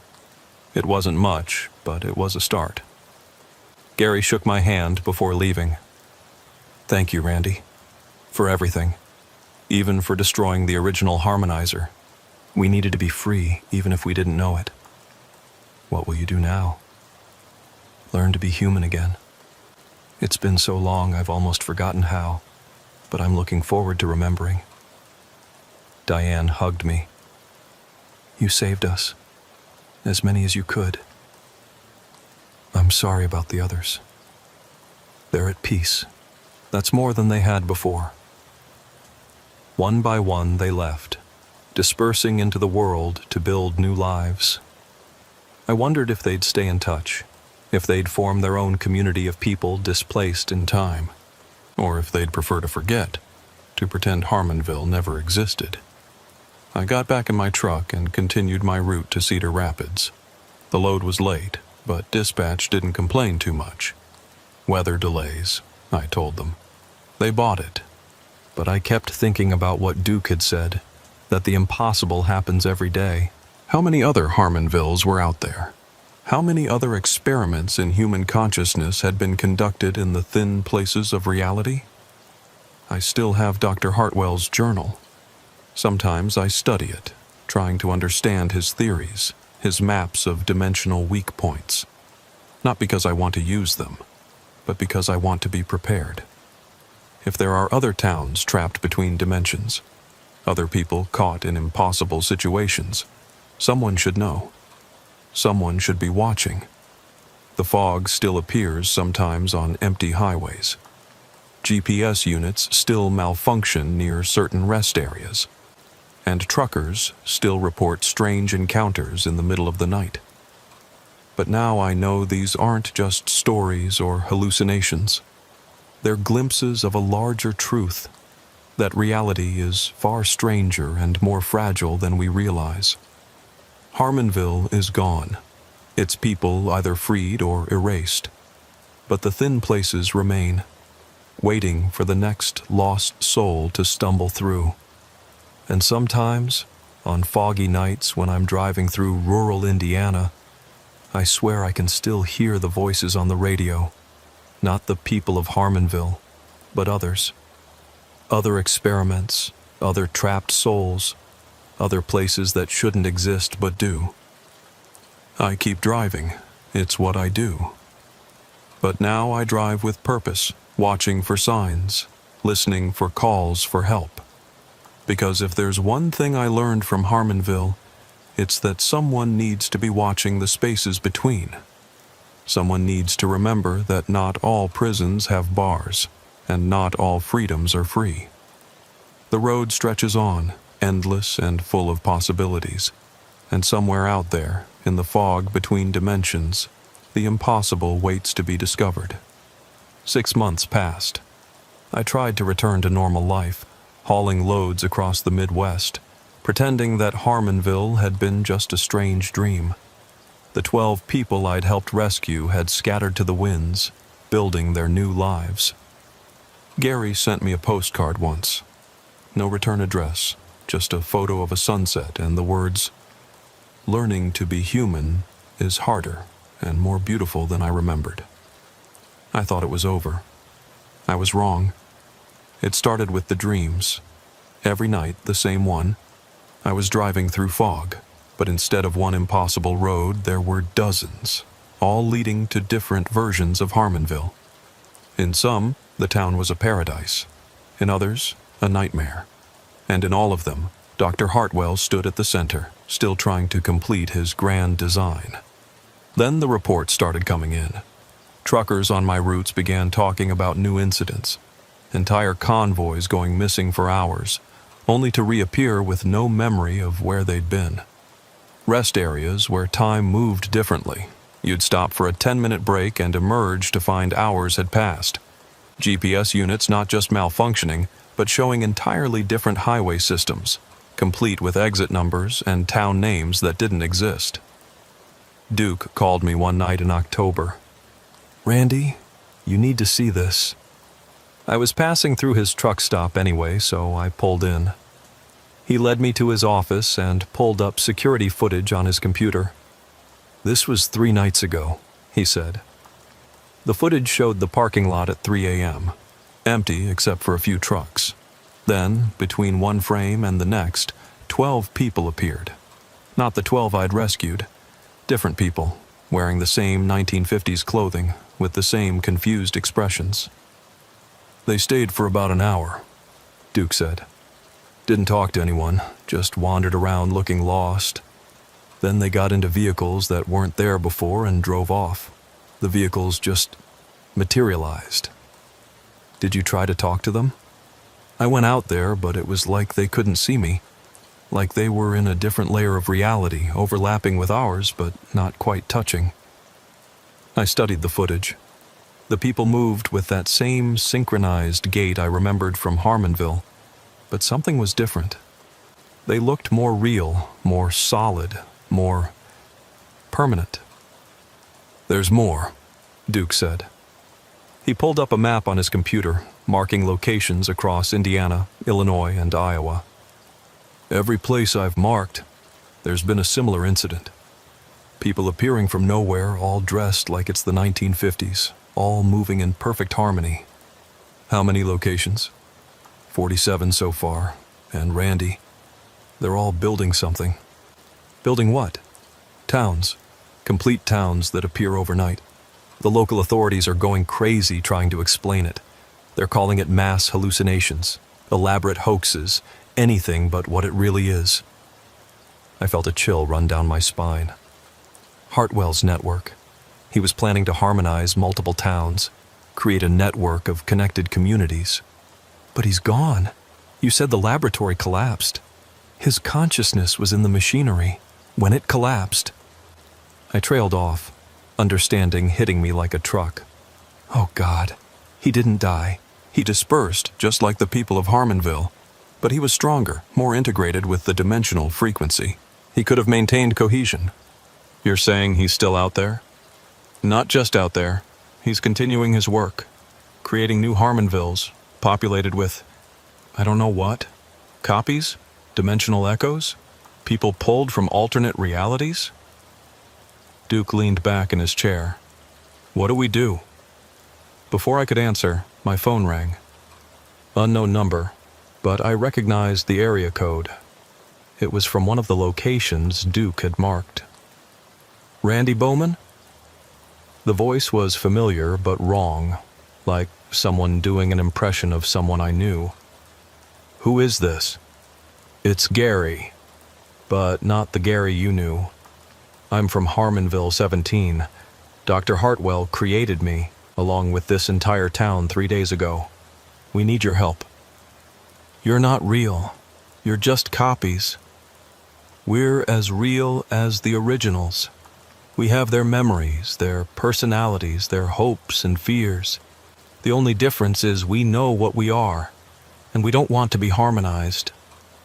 Then resist. Fight back. We can't. We're hardwired for harmony. It's in our very existence. But you broke the original harmonizer. You freed the first Harmonville. Dr. Hartwell fears you. That's why we could contact you. He's weaker when he thinks about you, less able to maintain control. Where are you? Interstate 74, exit 197. But Randy, you have to hurry. Tomorrow night, Hartwell plans to activate the Master Harmonic Protocol. He's going to link all 47 towns into a single network. Once that happens, he'll have enough power to expand exponentially. Within a year, he could harmonize the entire Midwest. I looked at Duke. He'd heard everything. I've got extra fuel barrels, he said, and some other supplies you might need. Whatever's happening, you can't face it alone. I don't have a choice. I'm the only one who's been inside the dimensional space and survived. I know how Hartwell thinks, how his technology works. Then at least take backup. Duke went to his safe and pulled out something I didn't expect, a device that looked like a modified CB radio crossed with some kind of scientific instrument. Been working on this since you told me your story. It's a dimensional frequency scanner. Should help you detect thin places, maybe even communicate across dimensional barriers. Duke, how? I wasn't always a truck stop owner, Randy. Did some work for the government back in the day. Secret stuff. The kind of thing that officially doesn't exist. When you told me about Harmonville, it confirmed some theories I'd had for years. I took the device. It was heavier than it looked, solid and real in a way that was reassuring. There's something else, Duke said. He handed me a folder full of photographs. These came in the mail yesterday. No return address. The photos showed me dozens of versions of me, all slightly different. Some older, some younger, some with scars I didn't have, some missing scars I did have. And in every photo I was standing in a different version of Harmonville. "He's been pulling versions of you from other dimensions," Duke said. "Testing them, seeing which one would be most likely to stop him. You're not the first Randy Bowman to face him, but according to the note that came with these, you're the last one left." The note was in Hartwell's handwriting. "Every dimension has its guardian. I've defeated 46 versions of you. You're the only one remaining. Come to New Harmonville Prime, or I'll harmonize your entire reality. You have 24 hours. I looked at the clock. 9 p.m. If I left now, I could make it to exit 197 by midnight, scout the situation, and figure out a plan before tomorrow night's deadline. "I'm coming with you," Duke said. "No. If something happens to me, someone needs to know the truth. Someone needs to warn people." "Then take this." He handed me a satellite phone. "Military grade. Should work even in dimensional distortions. If you need help, or if you need someone to carry on the fight, call." I loaded up on supplies, extra water, emergency flares, road salt, which, according to Hartwell's journal, could disrupt dimensional frequencies, and Duke's scanner. Then I hit the road, driving toward what might be my last night on Earth. Exit 197 appeared on my GPS at exactly midnight, even though I knew for a fact it didn't exist in normal reality. The off-ramp materialized as I approached, along with a sign. "Welcome to New Harmonville Prime. Population infinite." The moment I took the exit, reality shifted. The dark highway became a well-lit main street, but not like the original Harmonville. This was huge, a city rather than a town, stretching as far as I could see. Buildings from every era of American architecture stood side by side. Victorian mansions next to 1950s diners next to modern glass skyscrapers, and all of them were full of people. I parked my truck and got out. The streets were busy despite the late hour, thousands of people walking in perfect synchronization. But when I looked closer, I realized they weren't all the same. There were variations, different clothes, different faces, different ages. It was like Hartwell had populated his city with every possible version of every person who'd ever lived in a small Midwest town. Impressive, isn't it? I turned. Dr. Hartwell stood behind me, but like everything else here, he was more than he'd been. Taller, more solid, more real. His eyes held depths that seemed to go on forever. 47 towns worth of consciousness, all flowing through me, he said.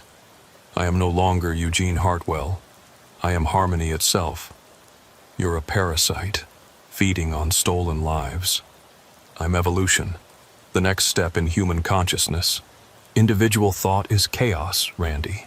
Look at your world. War, hatred, suffering, all because people insist on thinking for themselves. Thinking for ourselves is what makes us human. And look where it's gotten you. Your reality is dying, Randy. Climate change, nuclear weapons, social collapse. Within 50 years, your version of humanity will destroy itself. But my version will last forever. He gestured to the city around us. Every person here is happy. They have no conflict, no pain, no fear. They exist in perfect harmony.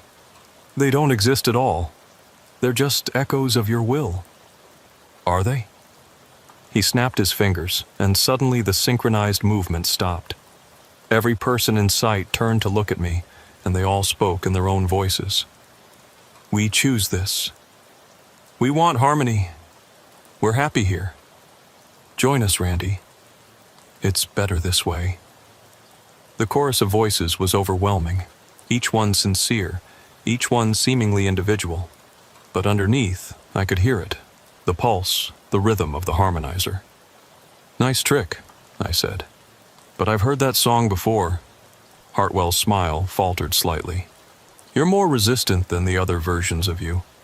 They all broke eventually, accepted the harmony. What makes you different? Maybe I'm just more stubborn. Or maybe, a familiar voice said, he has help. Gary, my Gary, the one I'd rescued, stepped out of an alley. But he wasn't alone. All 12 of them were there, the people I'd saved from the original Harmonville. How? We've been following you, Diane explained. Ever since the dream started. We still have a connection to the harmonic frequency, even if we're free from it. We could feel Hartwell rebuilding, expanding. We can't let him do to others what he did to us, Gary said. We've been preparing. Preparing how? Hartwell laughed. You're just 12 humans against my infinite city. Not just 12, Gary said. He pulled out a device similar to Duke's scanner. We've been in contact with the other versions, the ones you created but who don't want to be harmonized. Your control isn't as perfect as you think. Hartwell's expression darkened. Impossible. They're all part of me. No, Diane said.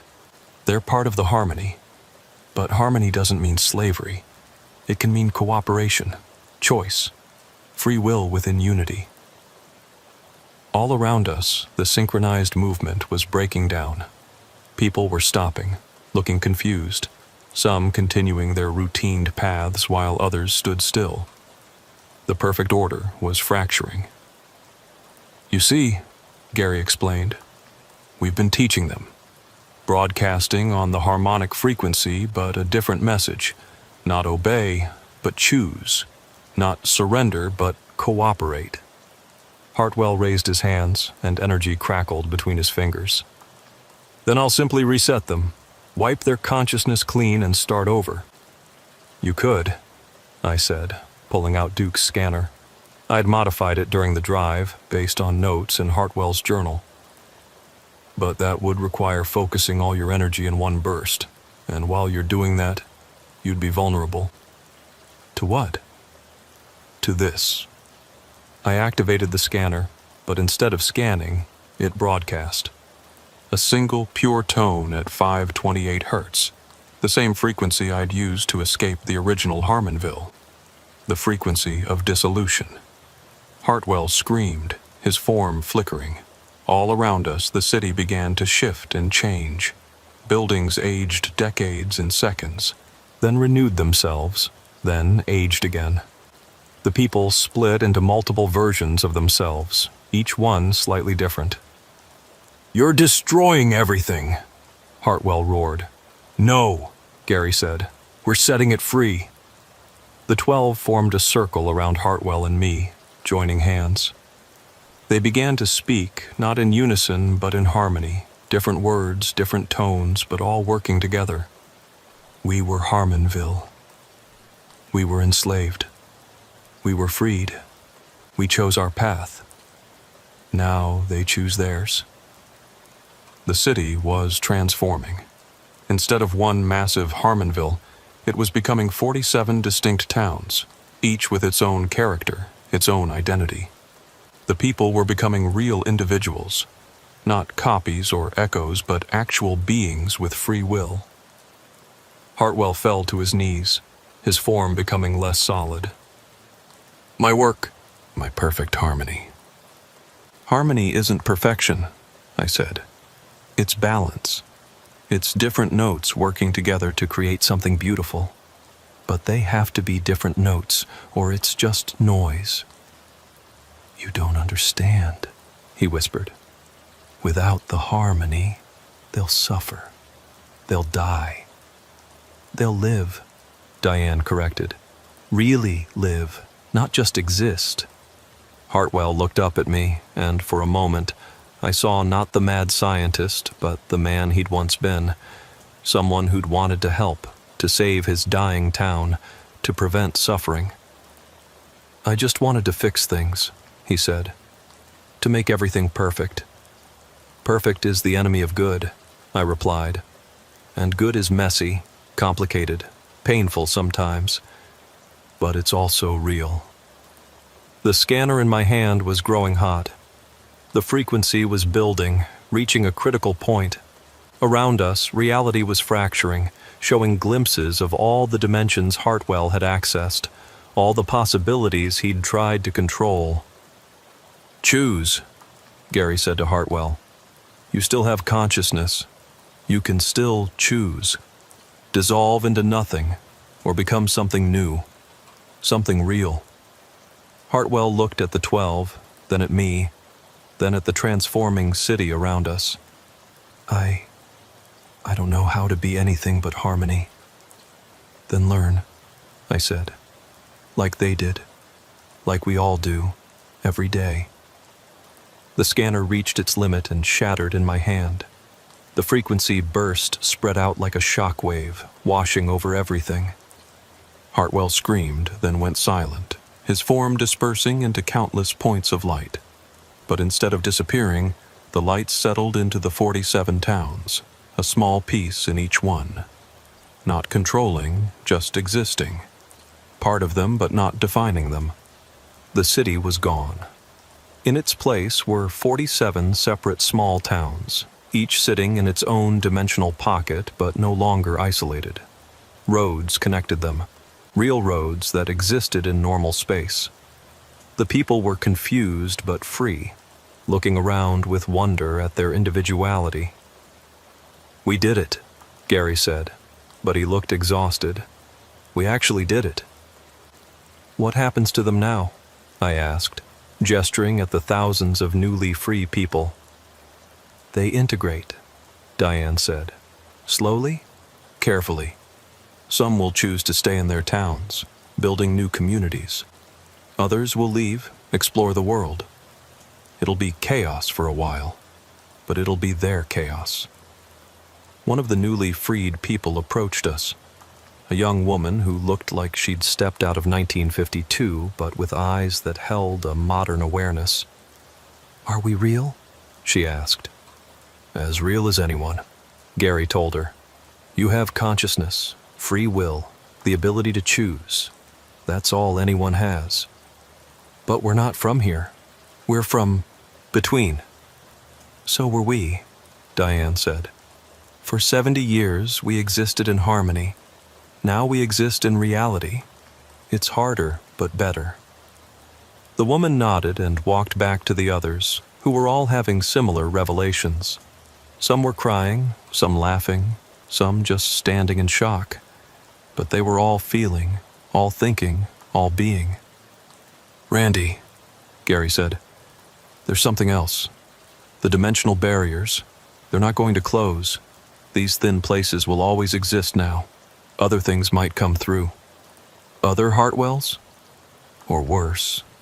Or better. We don't know. But someone needs to watch. Someone needs to be ready." I thought about my life on the road, constantly moving, never settling. Maybe this was why. Maybe I was meant to be a guardian of the thin places, watching for threats and opportunities alike. "I'll do it," I said. "I'll keep driving, keep watching." "Not alone." Duke's voice crackled through the satellite phone I'd forgotten I was carrying. "I've been monitoring everything. Got a whole network of truckers ready to help. We'll be the watchers on the highways, the guardians of the thin places." "The Knights of the Open Road," Gary said with a small smile. "I like it." The 12 began to disperse, each heading to one of the towns to help with the integration. Gary shook my hand one last time. "Thank you, Randy, for everything. You saved us twice, once from harmony, once from chaos. You saved yourselves. I just gave you the chance." He smiled, a real human smile, nothing like the painful rictus of the original Harmonville. Then he walked away, heading toward his new purpose. I got back in my truck and started driving. The 47 towns would appear on maps now, small additions to the Midwest landscape. People would wonder where they came from, but official explanations would be found. Bureaucratic errors, overlooked census data, collective amnesia. The world would adapt, as it always did, to the impossible. My CB crackled to life.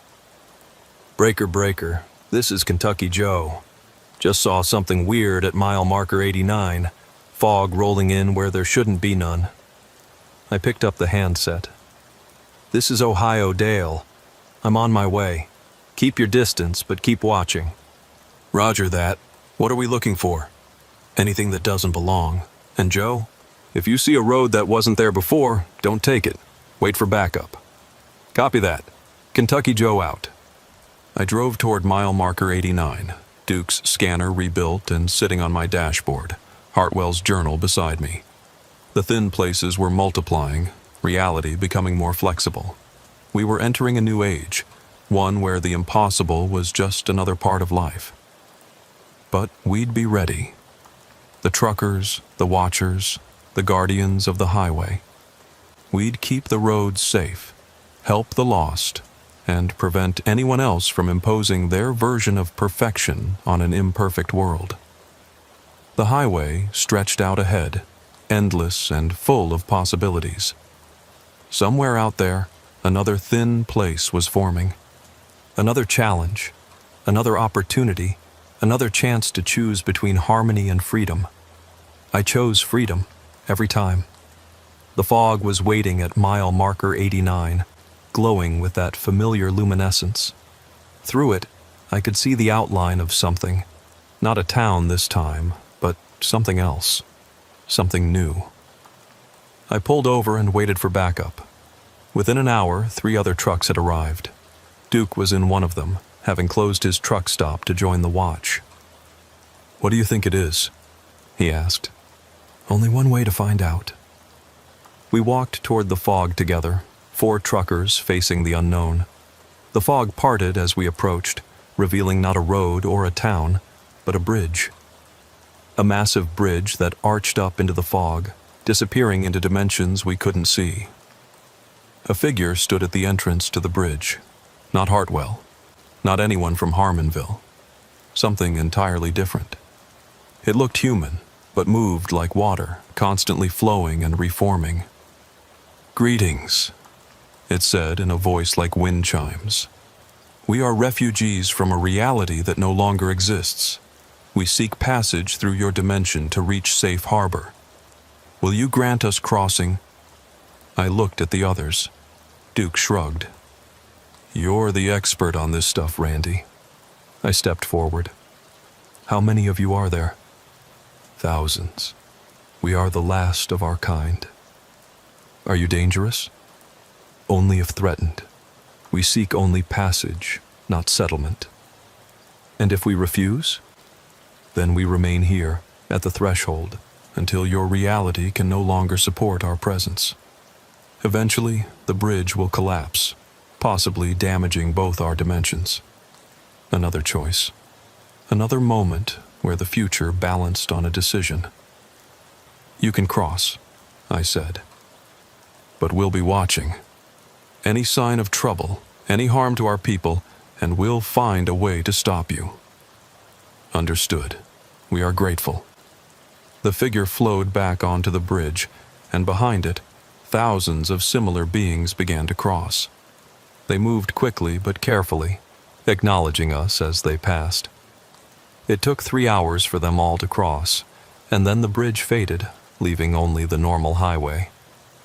"Think we did the right thing?" Duke asked. "Ask me in 50 years, I said. "If we're still around, it was probably the right call." We got back in our trucks and returned to our routes. But now we had a purpose beyond hauling freight. We were the thin line between dimensions, the watchers at the threshold, the ones who decided what could cross and what couldn't. It wasn't the life I'd planned, but then again, nothing about my life had gone according to plan since that first night at the rest area on I-80. The world was bigger, stranger, and more dangerous than I'd ever imagined. But it was also more wonderful. As I drove through the night, I thought about Harmonville, both the original and the 47 new ones. They were out there now, finding their own paths, making their own choices, free to succeed or fail, to thrive or struggle, to be human in all its messy glory. And I'd keep driving, keep watching, keep choosing freedom over harmony, chaos over control, reality over perfection. Because that's what truckers do. We keep moving, keep delivering, keep the world connected. Even when that world includes dimensions we don't understand and beings we can't imagine. The road goes on forever and the party never ends. But now, at least, we're watching the door.